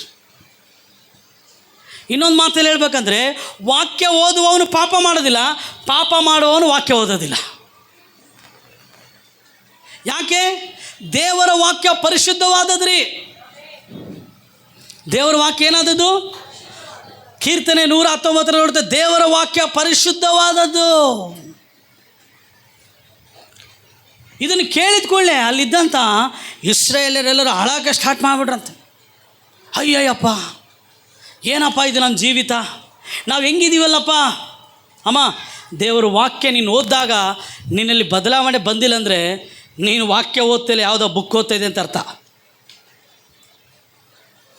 ದೇವರ ವಾಕ್ಯ ಓದಿದಾಗಲೂ ನಮ್ಮಲ್ಲಿ ಪರಿವರ್ತನೆ ಬಂದಿಲ್ಲ ಅಂದರೆ ನಾವು ಯಾವುದೋ ಒಂದು ಬುಕ್ ಓದ್ತಾ ಇದ್ದೀವಿ ರೀ, ಸಜೀವವಾದ ವಾಕ್ಯವನ್ನು ಓದ್ತಾ ಇಲ್ಲ. ದೇವರ ವಾಕ್ಯವನ್ನು ಓದಿದಾಗ ನಮ್ಮಲ್ಲಿ ಪರಿವರ್ತನೆಗಳು ಆಗಿಲ್ಲ ಅಂದರೆ ವಾಕ್ಯದಲ್ಲೆಲ್ಲ ತಪ್ಪು, ನಮ್ಮಲ್ಲೇನೋ ತಪ್ಪಿದೆ ಅಂತೇಳಿ ಅರ್ಥ. ನಾನು ವಾಕ್ಯಗಳನ್ನು ತಿಳ್ಕೊಂಡಿರ್ಬೇಕು, ಯಾರನ್ನು ಕೇಳಿದ್ರೆ ಹೇಳ್ಬೇಕನ್ನೋಂಥ ಜ್ಞಾನಕ್ಕೋಸ್ಕರ ಓದಬೇಡ. ನಾನು ವಾಕ್ಯವನ್ನು ಹೇಳ್ಬೇಕಲ್ಲಪ್ಪ, ಪ್ರಸಂಗ ಮಾಡಬೇಕಲ್ಲಪ್ಪ ಅಂತೇಳಿ ಓದಬಾರ್ದು. ಯೇಸುವನ್ನು ಅರಿಯುವುದಕ್ಕಾಗಿ ನಾವು ಬೈಬಲನ್ನು ಓದಬೇಕ್ರಿ. ಯೇಸುವಿನ ಕುರಿತಾದಂಥ ಜ್ಞಾನ ನಮಗೆ ಪಾಪ ದ್ವೇಷವನ್ನು ಹುಟ್ಟಿಸ್ತದೆ. ದೇವರ ಕುರಿತಾದಂಥ ಭಯ ನಮ್ಮಲ್ಲಿ ಪಾಪ ದ್ವೇಷವನ್ನು ಹುಟ್ಟಿಸ್ತದೆ. ಇಲ್ಲಿ ಜನ ಕೇಳಿದ್ಕೊಳ್ಳಿ, ಅವ್ರು ಏನು ಮಾಡಿದ್ರಂತೀರಿ? ಅಳಕ್ಕೆ ಸ್ಟಾರ್ಟ್ ಮಾಡಿದ್ರಂತೆ. ಅವಾಗ ನೆಹೆಮೀಯನು ಒಂದು ಮಾತು ಹೇಳ್ತಾನೆ. ಏನಂತ ಹೇಳ್ತಾನೆ ನೋಡ್ರಿ, 10ನೇ ವಚನದ ಕೊನೆ ಭಾಗ, ಯೆಹೋವನ ಆನಂದವೇ ನಿಮ್ಮ ಆಶ್ರಯವಾಗಿದೆ. ಹಲ್ಲೆಲೂಯಾ. ಎಲ್ಲರಿ, ಯೆಹೋವನ ಆನಂದವೇ ನಮ್ಮ ಆಶ್ರಯವಾಗಿದೆ. ಆಮೇಲೆ ನಾವು ಇನ್ನೊಂದು ಪುಸ್ತಕದಲ್ಲಿ ನೋಡ್ತೇವೆ, ಯೆಹೋವನ ಆನಂದವೇ ನಮ್ಮ ಬಲವಾಗಿದೆ. The joy of the lord is our strength. ಇಲ್ಲಿ ನೆಹೆಮೀಯ ಹೇಳ್ತಾನೆ, ಯೆಹೋವನ ಆನಂದ ನಮ್ಮ ಆಶ್ರಯವಾಗಿದೆ. ಪ್ರೇರ, ನಾವು ಎಷ್ಟು ದೇವರನ್ನು ಆನಂದ ಪಡಿಸ್ತೇವೋ ದೇವರು ನಮಗೆ ಅಷ್ಟು ಆಶ್ರಯವಾಗಿರ್ತಾನೆ ರೀ. ಅಲ್ಲಿ ಹೇಳ್ತಾನೆ, ನೀವು ಅಳಬೇಡ್ರಿ. ಅಲ್ಲಿರೋ ಲೇವಿಯರು ಏನು ಹೇಳ್ತಾರೆ? ನೀವು ದುಃಖಿಸ್ಬೇಡ್ರಿ ಅಂಥೇಳಿ ಜನರನ್ನು ಸಂತೈಸಿದ್ರಂತೆ ರೀ. ಜನರನ್ನು ಏನು ಮಾಡಿದ್ರಂತೆ ಹೇಳ್ರಿ? ಏನು ಮಾಡಿದ್ರಂತೆ? ಸಂತೈಸಿ, ಅಳಬೇಡ್ರಿ ಅಂತ ಹೇಳಿದ್ರಂತ. ಅವ್ರು ಬಲಪಡಿಸಿದ್ರಂತೆ ರೀ. ಹಲ್ಲೆಲೂಯಾ. ನಾವು ಕೂಡ ಜನರನ್ನು ಆಧರಿಸುವವರು, ಸಂತೈಸುವವರು ನಾವು ಆಗಿರ್ಬೇಕು ರೀ. ದೇವರ ವಾಕ್ಯ ನಮ್ಮನ್ನು ಏನು ಮಾಡ್ತಿದ್ದು ಗೊತ್ತಾ ರೀ? ಅದು ಏನಂತೀರಿ, ಕನ್ವಿಕ್ಟ್ ಮಾಡ್ತದ್ರಿ. ಹೇ ಪ್ರಭಾಕರ್, ನೀನು ನೋಡೋದು ತಪ್ಪು, ಪ್ರಭಾಕರ್ ನೀನು ಮಾತಾಡೋದು ತಪ್ಪು, ನೀನು ಕೇಳೋದು ತಪ್ಪು ಅಂತೇಳಿ ಮನ ಪರಿವರ್ತನೆ ಮಾಡ್ತದೆ ದೇವರ ವಾಕ್ಯ. ನೀನಾಗಲಿ ನಾನಾಗಲಿ ವಾಕ್ಯವನ್ನು ಓದಬೇಕಾದ್ರೆ ನಮ್ಮ ಮನ ಪರಿವರ್ತನೆ ಆಗಿಲ್ಲ ಅಂದರೆ ನಾವು ವಾಕ್ಯ ಓದ್ತಿಲ್ಲ, ಯಾವುದೊಂದು ಹೇಳ್ರಿ ಬುಕ್ ಓದ್ತದೆ ಅಂತ ಅರ್ಥ ರೀ. ಯಾಕೆಂದರೆ ವಾಕ್ಯವನ್ನು ನಾವು ಓದಬೇಕಾದ್ರೆ, ವಾಕ್ಯವನ್ನು ನಾವು ಕೇಳಬೇಕಾದ್ರೆ ನಮ್ಮಲ್ಲಿ ಒಂದು ಕನ್ವಿಕ್ಷನ್ ಸ್ಟಾರ್ಟ್ ಆಗ್ಬೇಕು ರೀ. ನಮ್ಮಲ್ಲಿ ಒಂದು ಮನ ಪರಿವರ್ತನೆ ಸ್ಟಾರ್ಟ್ ಆಗಬೇಕು. ಆಗಿಲ್ಲ, ಮೊಣಕಲಾಗಿ ಪ್ರಾರ್ಥನೆ ಮಾಡಿ, ಪವಿತ್ರಾತ್ಮನೇ ನಾನು ವಾಕ್ಯ ಓದ್ತಾ ಇದ್ದೀನಿ, ನೀನು ನನ್ನ ವಾಕ್ಯದ ಮೂಲಕ ನನ್ನೊಟ್ಟಿಗೆ ಮಾತನಾಡಂತ ಹೇಳ್ಬೇಕು ರೀ. ಹಲ್ಲೆಲೂಯಾ. ದೇವರ ವಾಕ್ಯ ನಮ್ಮನ್ನು ಕನ್ವಿಕ್ಟ್ ಮಾಡ್ತದೆ. ಅದು ಮಾತ್ರ ಅಲ್ಲ, ದೇವರ ವಾಕ್ಯ ನಮ್ಮನ್ನು ಆನಂದ ಕಡೆಗೆ ನಡೆಸ್ತದೆ ರೀ, ಅವಮಾನದ ಕಡೆಗೆ ಅಲ್ಲ. ಆಮೇಲೆ ದೇವರ ವಾಕ್ಯ ನೀನು ಓದಿದಾಗ, ವಿಶೇಷವಾಗಿ ಯೆಶಾಯನ ಗ್ರಂಥ ನೀವು ಓದ್ರಿ, ಅನೇಕ ವಾಗ್ದಾನಗಳು ಪ್ರಿಯರೇ, ಅದ್ಭುತವಾದ ವಾಗ್ದಾನಗಳು. ಆ ಯೆಶಾಯನ ಗ್ರಂಥನ ಓದಿದಾಗ ನಮ್ಮಲ್ಲೊಂದು ಬಲ, ನಮ್ಮಲ್ಲೊಂದು ಧೈರ್ಯ ಬರ್ತದ್ರಿ. ದೇವರಿಗೆ ನಮ್ಮ ಕುರಿತು ಎಂಥ ಆಲೋಚನೆಗಳಿದೆ ಅಲ್ಲಪ್ಪ. ಹಲ್ಲೆಲೂಯಾ. 66 ಪುಸ್ತಕ ನೀವು ಓದ್ರಿ. ಆಮೇಲೆ ನಾವು ಕೆಲವೊಂದು ಅಧ್ಯಾಯಗಳನ್ನು ನಾವು ಧ್ಯಾನ ಮಾಡ್ಕೊಂಡಿವ್ರಿ 52 ದಿನದ ಪ್ರಾರ್ಥನೆಯಲ್ಲಿ. ಬ್ಯೂಟಿಫುಲ್ ಪುಸ್ತಕ. ಅದನ್ನು ಮಿನಿಯೇಚರ್ ಬೈಬಲ್ ಅಂತಾರೆ, ಸಣ್ಣ ಬೈಬಲ್ ಅದು. 66 ಪುಸ್ತಕಗಳಿದ್ರೆ ಅದ್ಭುತವಾದ ಗ್ರಂಥ ಯೆಶಾಯ. ಅದನ್ನು ಓದಬೇಕಾದ್ರೆ ನಿನಗೊಂದು ಧೈರ್ಯ, ಅದ್ಭುತವಾದ ವಾಗ್ದಾನಗಳು ದೇವರು ನಮಗೆ ಏನು ಮಾಡಿದ್ದಾನೆ, ಕೊಟ್ಟಿದ್ದಾನೆ ರೀ. ಆಮೇಲೆ ಅವರು ದೇವರ ವಾಕ್ಯವನ್ನು ಏನು ಮಾಡಿದರು, ಸಂತೋಷದಿಂದ ಸ್ವೀಕರಿಸಿದರು. ಅದಾದಮೇಲೆ ಆತನು ಹೇಳ್ದ, 8ನೇ ಅಧ್ಯಾಯ 6ನೇ ವಚನ ಓದೋಣ.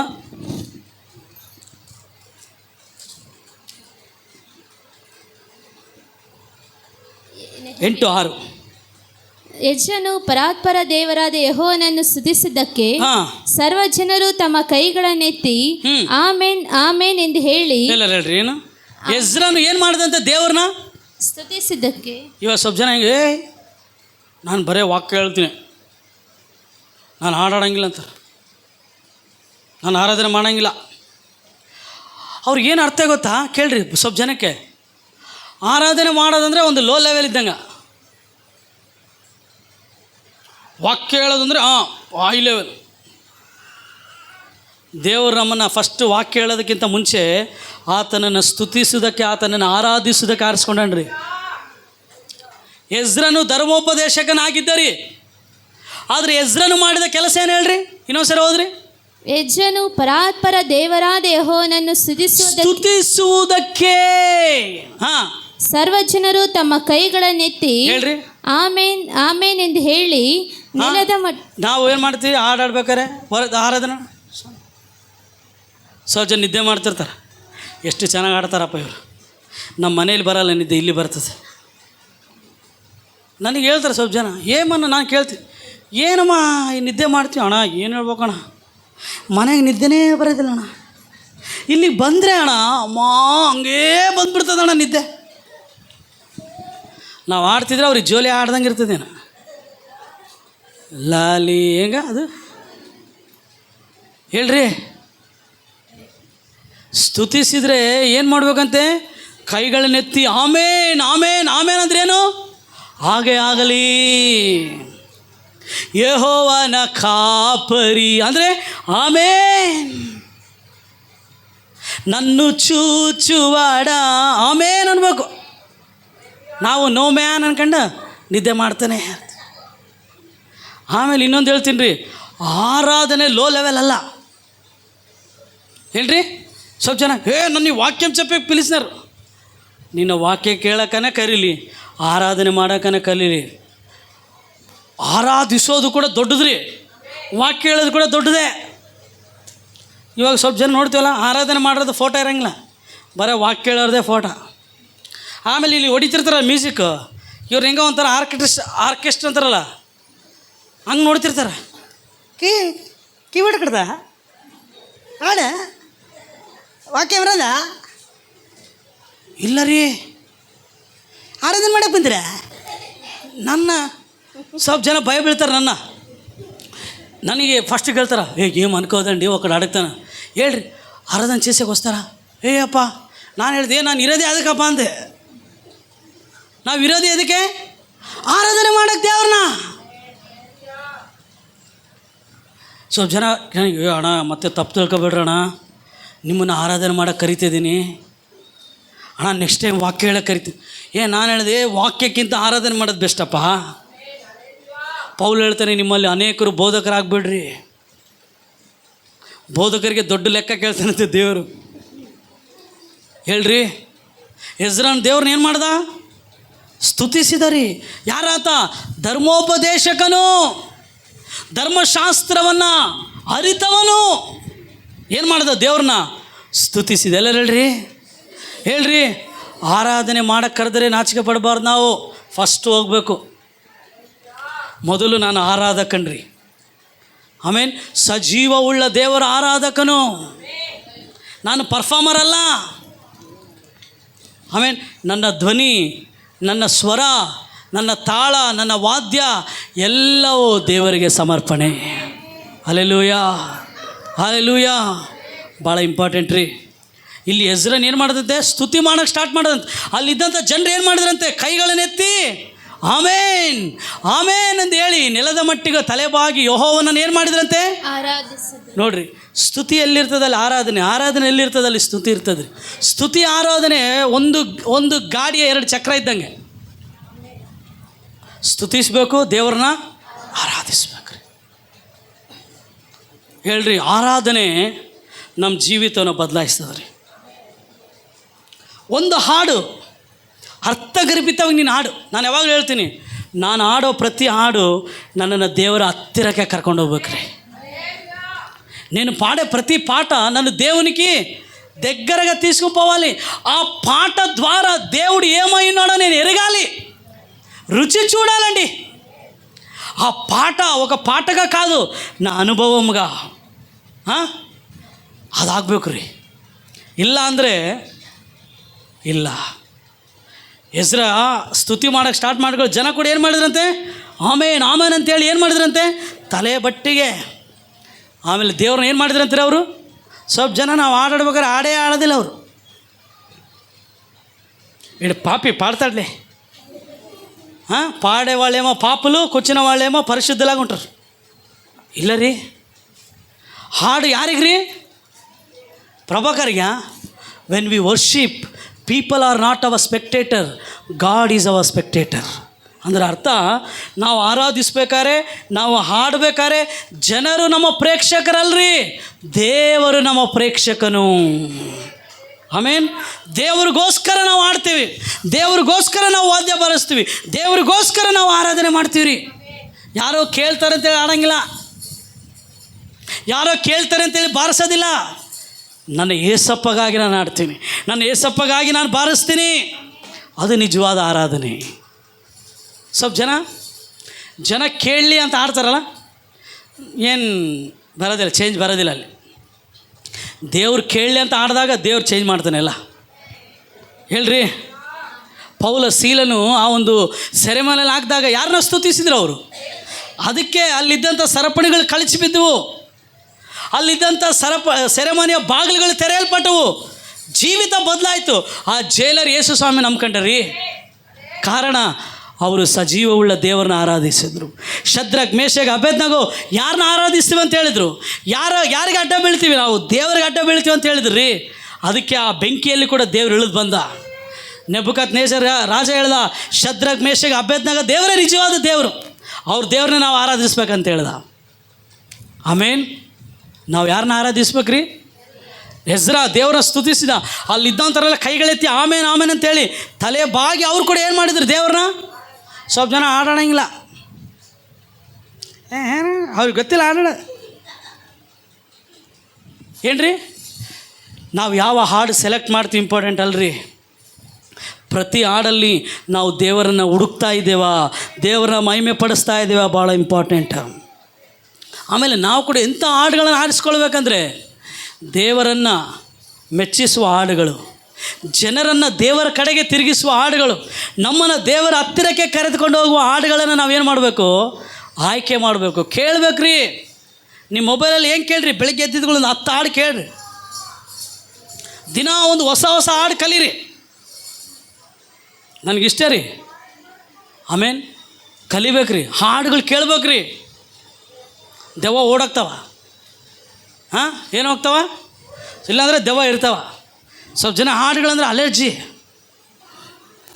ಆಮೇನ್. ಕೇಳ್ಬೇಕು ದೇವ್ರ ಹಾಡು. ಫಾದರ್ ಬರ್ಕ್ಮನ್ಸ್ ಹಾಡು ಕೇಳ್ರಿ, ಏಸಣ್ಣದು ಕೇಳ್ರಿ, ಏನು ಒಳ್ಳೊಳ್ಳೆ ದೈವ ಸೇವಕರು ಎಲ್ಲರ ಹಾಡುಗಳು ಕೇಳ್ರಿ. ನಿಮ್ಮ ಆತ್ಮಗಳು ಜೀವಿಸಲ್ಪಡ್ತದೆ. Hallelujah, hallelujah.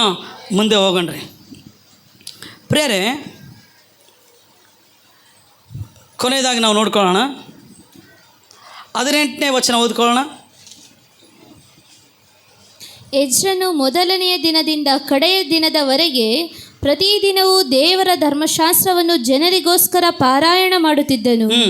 7 ದಿನಗಳವರೆಗೂ ಜಾತ್ರೆ ನಡೆಯಿತು. ಪ್ರತಿದಿನ ಎಲ್ಲ ಹೇಳ್ರಿ, ప్రతిదిన తెలుగులో ఏముందండి అనుదినము ఎజ్రా దేవుని ధర్మశాస్త్ర గ్రంథమును చదివి వినిపించే వచ్చేను ಅಮ್ಮ ಪ್ರತಿದಿನ ಎಲ್ಲ ಹೇಳ್ರಿ ಜೋರಾಗಿ ಹೇಳ್ರಿ ಯಾರು ಯೇಸು ಸ್ವಾಮಿ ಹೇಳಿದ ಲೂಕ ಬರೆದ ಸುವಾರ್ತೆ 18ನೇ 1ನೇ ವಚನದಲ್ಲಿ ಬೇಸರಗೊಳ್ಳದೆ ಎಡೆಬಿಡದೆ ಯಾವಾಗಲೂ ಏನು ಮಾಡಬೇಕಂತೆ ನೋಡ್ರಿ ನಮಗೆ ಪ್ರಾರ್ಥನೆ ಕೂಡ ಇಂಪಾರ್ಟೆಂಟು ಆಮೇಲೆ ಇವಾಗ ನಾನು ಒಂದೇ ಕಾಲ ಮೇಲೆ ಎಷ್ಟೊತ್ತು ನಿಂದಿರ್ತೀನಿ ನಿಂದ್ರಕ್ಕಾತ ಬರೀ prayer prayer prayer prayer prayer prayer ಹಾಂ ನಿಂದಿರ್ತಾ ಇಲ್ಲ ಸೊ ವಾಕ್ಯ ವಾಕ್ಯ ವಾಕ್ಯ ಎಷ್ಟೊತ್ತ ನಿಂದಿರ್ತೀನಿ ಹೋದ್ರಿ ಅಪೊಸ್ತಲ ಕೃತ್ಯ 6:4 ಅಪೊಸ್ತಲ ಕೃತ್ಯ 6:4 ಹೋದ್ರಿ ನಾವಾದರೂ ಅಂದರೆ ಇಲ್ಲಿ ಅಪೊಸ್ತಲರು ಹೇಳ್ತಾ ಇದ್ದಾರೆ ಯೇಸುವಿನ ಶಿಷ್ಯರು ಹೇಳ್ತಾ ಇದ್ದಾರೆ ನಾವಾದರೂ ಪ್ರಾರ್ಥನೆಯನ್ನು ಎಲ್ಲ ಹೇಳ್ರಿ ಪ್ರಾರ್ಥನೆಯನ್ನು ವಾಕ್ಯೋಪದೇಶವನ್ನು ಮಾಡುವುದರಲ್ಲಿ ನಿರತರಾಗಿರುವೆವು ಎಲ್ಲ ನನ್ನಿಂದ ಜೋರಾಗಿ ಹೇಳ್ರಿ ನಾವಾದರೂ ಪ್ರಾರ್ಥನೆಯನ್ನು ವಾಕ್ಯೋಪದೇಶವನ್ನು ಮಾಡುವುದರಲ್ಲಿ నిరతరాగిరువెవు. అయితే మేము ప్రార్థన యందును వాక్య పరిచర్య మందును ఎడతెగక యుందుమని చెప్పిరి. ಬರೀ ಪ್ರೇಯರ್ ಅಲ್ಲ, ಹಾಂ ಏನಮ್ಮ, ಬರೀ prayer prayer prayer prayer prayer ಎಷ್ಟು ನಿಂದ್ರಕಂತ ಇಲ್ಲ ಸರ್, ಬರೀ ವಾಕ್ಯ ವಾಕ್ಯ ವಾಕ್ಯ ಆಗುತ್ತಾ? ಇಲ್ಲ, ಎರಡು ಬ್ಯಾಲೆನ್ಸ್, ಪ್ರೇಯರು ವಾಕ್ಯ, ಪ್ರೇಯರು ವಾಕ್ಯ. ಇಲ್ಲಿ ಅಪೊಸ್ತಲರು ಏನು ಮಾಡಿದರು? ಬರೀ ವಾಕ್ಯ ಹೇಳ್ಕೊಂತ ಹೋಗಲಿಲ್ಲ, ಬರೀ ಪ್ರಾರ್ಥನೆ ಮಾಡಲಿಲ್ಲ. ಅವರು ಪ್ರಾರ್ಥನೆಯಲ್ಲಿಯೂ ವಾಕ್ಯ ಉಪದೇಶದಲ್ಲಿಯೂ ನಿರತರಾಗಿದ್ದರು. ಪ್ರಾರ್ಥನೆ ಕೂಡ ಮಾಡಿದರು, ವಾಕ್ಯ ಕೂಡ ಓದಿದರು, ಎರಡೂ ಮಾಡಿದರು. ಹೇಳ್ರಿ, ನಾವು ಕೂಡ ವಾಕ್ಯವನ್ನು ಕೂಡ ಓದಬೇಕು, ಧ್ಯಾನ ಮಾಡಬೇಕು, ಸಾರಬೇಕು, ಪ್ಲಸ್ ಪ್ರಾರ್ಥನೆ ಕೂಡ ಮಾಡಬೇಕು. ಆವಾಗ ಸಮತೋಲನ ಇರ್ತದೆ. ಆವಾಗ ನಾವು ಆತ್ಮಿಕ ಜೀವಿತದಲ್ಲಿ ಹಂತ ಹಂತವಾಗಿ ಬೆಳಿತೀವಿ ರೀ. ಸ್ವಲ್ಪ ಜನ ಎಕ್ಸ್ಟ್ರೀಮ್ ಪ್ರೇಯರ್, ವಿಪರೀತ ಪ್ರಾರ್ಥನೆ ಪ್ರಾರ್ಥನೆ ಪ್ರಾರ್ಥನೆ ಪ್ರಾರ್ಥನೆ ಪ್ರಾರ್ಥನೆ ಪ್ರಾರ್ಥನೆ. ಸ್ವಲ್ಪ ಜನ ಬರೀ ವಾಕ್ಯ ಪ್ರಾರ್ಥನೆ, ಏನು ಪ್ರೇಯರ್ చేస్తావు దేవుడికి అంత తెలుసు ఊరుకడ వాక్యం చదువు. ಇಲ್ಲ ಇಲ್ಲ, ಪ್ರಾರ್ಥನೆ ಮಾಡಬೇಕು ಪ್ಲಸ್ ವಾಕ್ಯ. ಎಲ್ಲ ಹೇಳ್ರಿ, ಅಪೊಸ್ತಲರು ಏನು ಮಾಡಿದ್ರು? ಅವರು ಪ್ರಾರ್ಥನೆಯಲ್ಲಿಯೂ ವಾಕ್ಯೋಪದೇಶದಲ್ಲಿಯೂ ನಿರತರಾಗಿದ್ದರು. ಮಿನಿಸ್ಟರ್ ಆಫ್ ದ ವರ್ಲ್ಡ್ ಅಂತ ಹೇಳ್ತಾರೆ ರೀ. ಅಂದರೆ ಎರಡು, ಪ್ರಾರ್ಥನಾ ವಾಕ್ಯಂ, ಪ್ರಾರ್ಥನಾ ವಾಕ್ಯಂ, ವಾಕ್ಯ ಪ್ರಾರ್ಥನೆ ಎರಡು ಇರಬೇಕು ರೀ. ಆವಾಗ ಮಾತ್ರ ನಮ್ಮ ಆತ್ಮಿಕ ಜೀವಿತದಲ್ಲಿ ನಾವು ಬೆಳೀಲಿಕ್ಕೆ ಸಾಧ್ಯ. ಇಲ್ಲಾಂದರೆ ಭಾಳ ಡೇಂಜರ್. ಏನು ಗೊತ್ತಾ ರೀ? ಹೋದ್ರಿ 2 ಕೊರಿಂಥಿ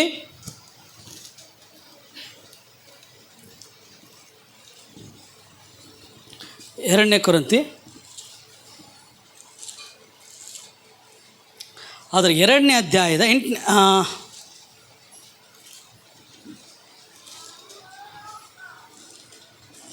ಒಂದು ನಿಮಿಷ. ಹಾಂ, 2ನೇ ಅಧ್ಯಾಯದ 17ನೇ ವಚನ ಓದ್ರಿ. ಓದ್ರಿ, ವಾಕ್ಯವನ್ನೆಲ್ಲ ಅಂಡರ್ಲೈನ್ ಮಾಡ್ಕೊಳ್ರಿ. ಹಾಂ, ಆದರೆ ನಾವು ದೇವರ ವಾಕ್ಯವನ್ನು ಕಲಬೆರಕೆ ಮಾಡುವವರಾದ ಹೆಚ್ಚು ಪಾಲಿನ ಜನರ ಹಾಗಿರದೆ ನಿಷ್ಕಪಟಿಗಳಾಗಿ ದೇವರಿಂದ ಉಪದೇಶ ಹೊಂದಿದವರಿಗೆ ತಕ್ಕ ಹಾಗೆ ಕ್ರಿಸ್ತನ ಅನ್ಯೋನ್ಯತೆಯಲ್ಲಿದ್ದುಕೊಂಡು ದೇವರ ಸಮಕ್ಷಮದಲ್ಲಿಯೇ ಮಾತಾಡುತ್ತೇವೆ. ಕೇಳ್ರಿ, ದೇವರ ವಾಕ್ಯವನ್ನು ಕಲಬರಿಕೆ ಮಾಡುವವರಾದ, తెలుగులో ఏముందండి?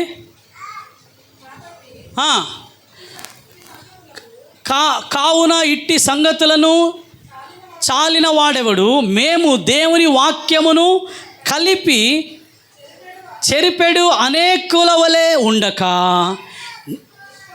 నిష్కపట ముగలవారమును. ಕೇಳ್ರಿ ಕೇಳ್ರಿ ಕೇಳ್ರಿ, ಭಾಳ ಇಂಪಾರ್ಟೆಂಟ್ ರೀ. ನೀನು ಪ್ರಾರ್ಥನೆ ಮಾಡಲಾರ್ದೆ ದೇವರು ವಾಕ್ಯ ಓದಿದ್ರು ಡೇಂಜರು, ವಾಕ್ಯ ಓದಿ ಪ್ರಾರ್ಥನೆ ಮಾಡಿದಂದ್ರೆ ಡೇಂಜರ್. ಎರಡೂ ಮಾಡಬೇಕು. ನಾನು ಹೇಳಿದ ಪಾಯಿಂಟ್ ಅರ್ಥ ಆಯ್ತಾ ನಿಮಗೆ? ಪ್ರಾರ್ಥನೆ ಮಾಡಲಾರ್ದೆ ದೇವರ ವಾಕ್ಯ ಓದಿದರೆ ಡೇಂಜರ್. ವಾಕ್ಯ ಓದಿ ನೀನು ಪ್ರಾರ್ಥನೆ ಮಾಡಿಲ್ಲ ಅಂದರೂ ಕೂಡ ಡೇಂಜರು. ಕೇಳ್ರಿ, ಯಾಕೆಂದರೆ ದೇವರ ವಾಕ್ಯವನ್ನು ಏನು ಮಾಡ್ತಾರಂತ್ರಿ? ಕಲಬರಿಕೆ ಮಾಡುವವರಾದ ಹೆಚ್ಚು ಪಾಲಿನ ಜನರಾಗಿರದೆ ದೇವರ ವಾಕ್ಯವನ್ನು ಮಿಕ್ಸ್ ಮಾಡಿಬಿಡ್ತಾರೆ ರೀ. Mixture of the word of God. ನೀನೇನಾದರೂ ಪ್ರಾರ್ಥನಾ ಪೂರ್ವಕ ಇಲ್ಲ ಅನ್ಕಮ್ಮ, ನೀನು ಓದಿರೋ ವಾಕ್ಯನೇ ನಿನಗೆ ಉಲ್ಟಾ ಆಗ್ಬಿಡ್ತಾರೆ.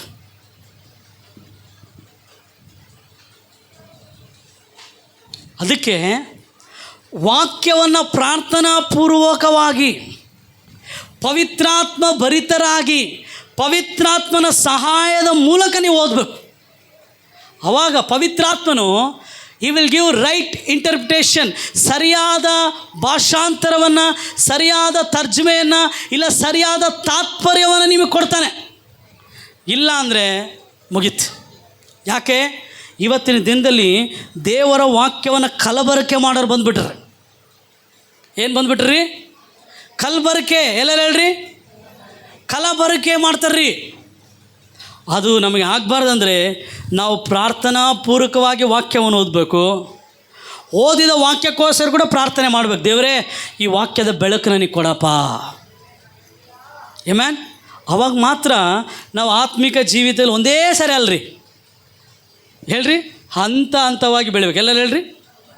ಯಾರನ್ನ ಒಂದೇ ಸರಿ ಬೆಳೆದ್ಬಿಟ್ರೆ ಅನ್ಕೊಳ್ರಿ ಅದು ನುಗ್ಗಿಕಾಯಿ ಗಿಡ. ಹಾಂ, ನುಗ್ಗಿಕಾಯಿ ಗಿಡ ಹೆಂಗೆ ಬೆಳೀತದ್ರಿ? ಒಂದೇ ಸರಿ ಬೆಳೀತದ್ರಿ. ಸಣ್ಣ ಗಾಳಿ ಬಂದುಬಿಟ್ರೆ ಮುಣಕಾಯಿ, ಮುಣಕಾಯಿ ಏನು ಪ್ರೀತಿ? ಮುಳಂಕಾಯಿ, ಜಾಕಾಯಿ, ಮೊಳಕಾಯಿ ಹೆಂಗೆ ಬೆಳೀತದು? ಒಂದೇ ಸರಿ ಬೆಳೆದ್ಬಿಡ್ತಾವ ನುಗ್ಗಿಕಾಯಿ. ಅದೇ ತೆಂಗಿನಕಾಯಿ ಗಿಡ ನಿಧಾನ ಬೆಳೀತದ್ರಿ. ಅದು ನಿಧಾನ ಬೆಳೆದಂಗೆಲ್ಲ ಅದ್ರ ಬೇರುಗಳು ಏನಾಗ್ತೈತೆ, ಆಳವಾಗಿ ಒಳಗೆ ಹೋಗ್ತೈತ್ರಿ. ನುಗ್ಗಿಕಾಯಿ ಗಿಡದ ಬೇರು ಮೇಲೇ ಇರ್ತದಮ್ಮ, ಅದಕ್ಕೆ ಗಾಳಿ ಬಂದಿದ ಕೂಡ ಬಿದ್ದುಬಿಡುತ್ತೆ. ಯಾವತ್ತನ ತೆಂಗಿನಕಾಯಿ ಗಿಡ ಬಿದ್ದಿದ್ದು ನೋಡ್ರಿ? ನೋ, ತೆಂಗಿನಕಾಯಿ ಗಿಡ ಹಿಂಗೆ ಬೆಂಡಿದ್ರು ಕೂಡ ಬೆಳೆದಿಲ್ಲ. ಕಾರಣ ಏನು ಹೇಳ್ರಿ? ಅದರ ಬೇರು. ಬೈಬಲ್ ಹೇಳುತ್ತದೆ, ದೇವರ ವಾಕ್ಯ ಹೋದ್ರಿ, ದೇವರ ವಾಕ್ಯದಲ್ಲಿ ಬೇರೂರಿಕೊಂಡವರಾಗಿ. ಹೆಂಗ್ಲೈತೆ ವಾಕ್ಯದು? Be rooted in the word of God ಅಂತ ಇರ್ತದೆ ನೋಡ್ರಿ.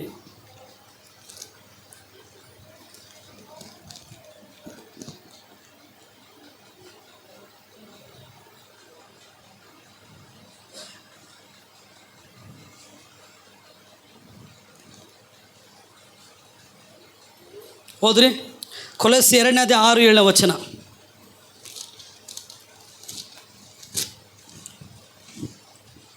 ಇದನ್ನು ಓದಿ ನಾವು ಮುಗಿಸ್ಕೊಳ್ಳೋಣ ಪ್ರಿಯರೇ. 3ನೇ ಅಧ್ಯಾಯ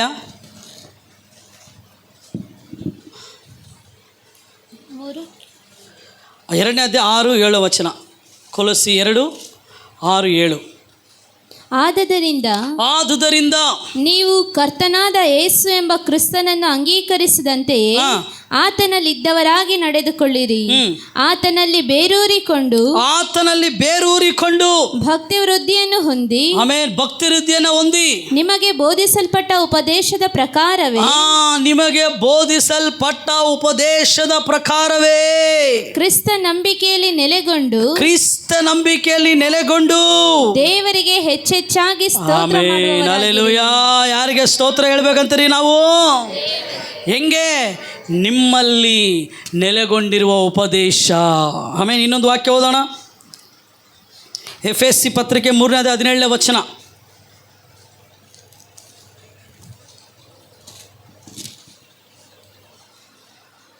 ಕ್ರಿಸ್ತನು ನಿಮ್ಮ ನಂಬಿಕೆಯ ಮೂಲಕ ನಿಮ್ಮ ಹೃದಯಗಳಲ್ಲಿ ವಾಸ ಮಾಡುವ ಹಾಗೆಯೂ ಆತನು ತನ್ನ ಮಹಿಮಾತಿಶಯದ ಪ್ರಕಾರ ಅನುಗ್ರಹಿಸಲಿ. ಹೇಳ್ರಿ, ಇನ್ನೊಂದು ವಾಕ್ಯ ಹೇಳ್ತದೆ, ಕೊಲೊಸ್ಸೆ 3:16 ಓದೋಣ. ಕ್ರಿಸ್ತನ ವಾಕ್ಯವು ನಿಮ್ಮಲ್ಲಿ ಸಮೃದ್ಧಿಯಾಗಿ ವಾಸಿಸಲಿ. ಸಕಲ ಜ್ಞಾನದಿಂದ ಕೂಡಿದವರಾಗಿ. ನಿನ್ನೊಳಗೆ ಯಾವಾಗ ದೇವರ ವಾಕ್ಯ ಇರ್ತದೋ ಆಟೋಮೆಟಿಕ್ ನಿನಗೆ ಜ್ಞಾನ ಇರ್ತದೆ. ಅರ್ಥ ಆಯ್ತು ರೀ? ದೇವರ ವಾಕ್ಯ ನಿನಗೇನು ಕೊಡ್ತದೆ ಗೊತ್ತಾ? ಜ್ಞಾನ ಕೊಡ್ತದೆ. ಇನ್ನೊಂದ್ಸರಿ ಅವರು 3:16. ಕ್ರಿಸ್ತನ ವಾಕ್ಯವು ನಿಮ್ಮಲ್ಲಿ ಸಮೃದ್ಧಿಯಾಗಿ ವಾಸಿಸಲಿ, ಸಕಲ ಜ್ಞಾನದಿಂದ ಕೂಡಿದವರಾಗಿ ಒಬ್ಬರಿಗೊಬ್ಬರು ಉಪದೇಶ ಮಾಡಿಕೊಳ್ಳಿರಿ. ಬುದ್ಧಿ ಹೇಳಿಕೊಳ್ಳ್ರಿ ಅಂತ ಹೇಳ್ತಾನೆ. ಬುದ್ಧಿ ಹೇಳಿಕೊಳ್ಳಿ. ದೇವರ ವಾಕ್ಯ ಎಲ್ಲಿರ್ತದೋ ಅಲ್ಲಿ ಬುದ್ಧಿ ಇರ್ತದಮ್ಮ. ದೇವರ ವಾಕ್ಯ ಎಲ್ಲಿರ್ತದೆ ಅಲ್ಲಿ ಉಪದೇಶ ಇರ್ತದೆ. ಆಮೇನ್. ಉಪದೇಶಕರಿಲ್ಲದೆ ಜನರು ಅಂಕೆ ಮೀರಿ ನಡೀತಾರೆ. ದಯಮಾಡಿ ಹೇಳ್ತೀನಿ, ದೇವರ ವಾಕ್ಯ ನಿಮ್ಮ ಹೃದಯದಲ್ಲಿ ಏನು ಮಾಡಿರಿ? ಕಾಪಾಡಿಕೊಡ್ರಿ. ಬರೀ ವಾಕ್ಯ ಅಪೊಸ್ತಲ ಕೃತ್ಯ 6:4 ಮರಿಬೇಡ್ರಿ. ಅವರು ಪ್ರಾರ್ಥನೆಯಲ್ಲಿಯೂ ವಾಕ್ಯೋಪದೇಶದಲ್ಲಿಯೂ ನಿರತರಾಗಿದ್ದರು. ಇದಂಥ ಸ್ಥಳವೆಲ್ಲ ಎದ್ದು ನಿಂತ್ಕೊಳ್ಳೋಣ. 8ನೇ ಅಧ್ಯಾಯ ನಾವು ನೋಡಿಕೊಂಡೆವು, ದೇವರ ವಾಕ್ಯದ ಪ್ರಾಮುಖ್ಯತೆ. ಇಸ್ರಾಯೇಲ್ ಜನರು ಧರ್ಮೋಪದೇಶಕನಾದ ಎಜ್ರನನ್ನು ಕರೆದು ಅವ್ರು ಹೇಳಿದರು, ದೇವರ ವಾಕ್ಯವನ್ನು ನಮಗೆ ಹೇಳ್ಕೊಡು. ದೇವರ ವಾಕ್ಯವನ್ನು ಎಜ್ರನ ಹೇಳಿದಾಗ ಜನರು ಶ್ರದ್ಧೆಯಿಂದ ಕೇಳಿದ್ರಂತ ರೀ. ಅವ್ರು ಅಳ್ತರು ಗೋಳಾಡಪಟ್ಟರು. ಪ್ರಿಯರೇ, ದೇವರ ವಾಕ್ಯ ನಮ್ಮ ಜೀವಿತದಲ್ಲಿ ಒಂದು ಬದಲಾವಣೆಯನ್ನು ತೆಗೆದುಕೊಂಡು ಬರ್ರಿ. ದೇವ, ನಿನ್ನ ವಾಕ್ಯದ ಮೂಲಕ ನಮ್ಮೊಟ್ಟಿಗೆ ಮಾತಾಡೋದಕ್ಕಾಗಿ ಸ್ತೋತ್ರ. ದೇವರ ವಾಕ್ಯಕ್ಕೆ ನಾವು ಆದ್ಯತೆ ಪ್ರಾಮುಖ್ಯತೆಯನ್ನು ಕೊಡೋರಾಗಿ ಬದಲಾಯಿಸು. ದೇವರ ವಾಕ್ಯದಲ್ಲಿರುವ ತಾತ್ಪರ್ಯವನ್ನು, ಅದರ ಸತ್ಯಾರ್ಥಗಳನ್ನು ನಾವು ಗ್ರಹಿಸಲಿಕ್ಕೆ ಸಹಾಯ ಮಾಡು. ನಿನ್ನ ವಾಕ್ಯದ ಮೂಲಕ ನಮ್ಮೊಟ್ಟಿಗೆ ಮಾತಾಡೋದಕ್ಕಾಗಿ ಸ್ತೋತ್ರ. ಯೇಸುವಿನ ನಾಮದಲ್ಲಿ ಪ್ರಾರ್ಥಿಸ್ತೇವೆ ನಮ್ಮ ಜೀವವುಳ್ಳ ಪರಲೋಕದ ತಂದೆಯೇ, ಆಮೇನ್. ಎಲ್ಲರೂ ಸೇರೋಣ, ಆಮೇನ್.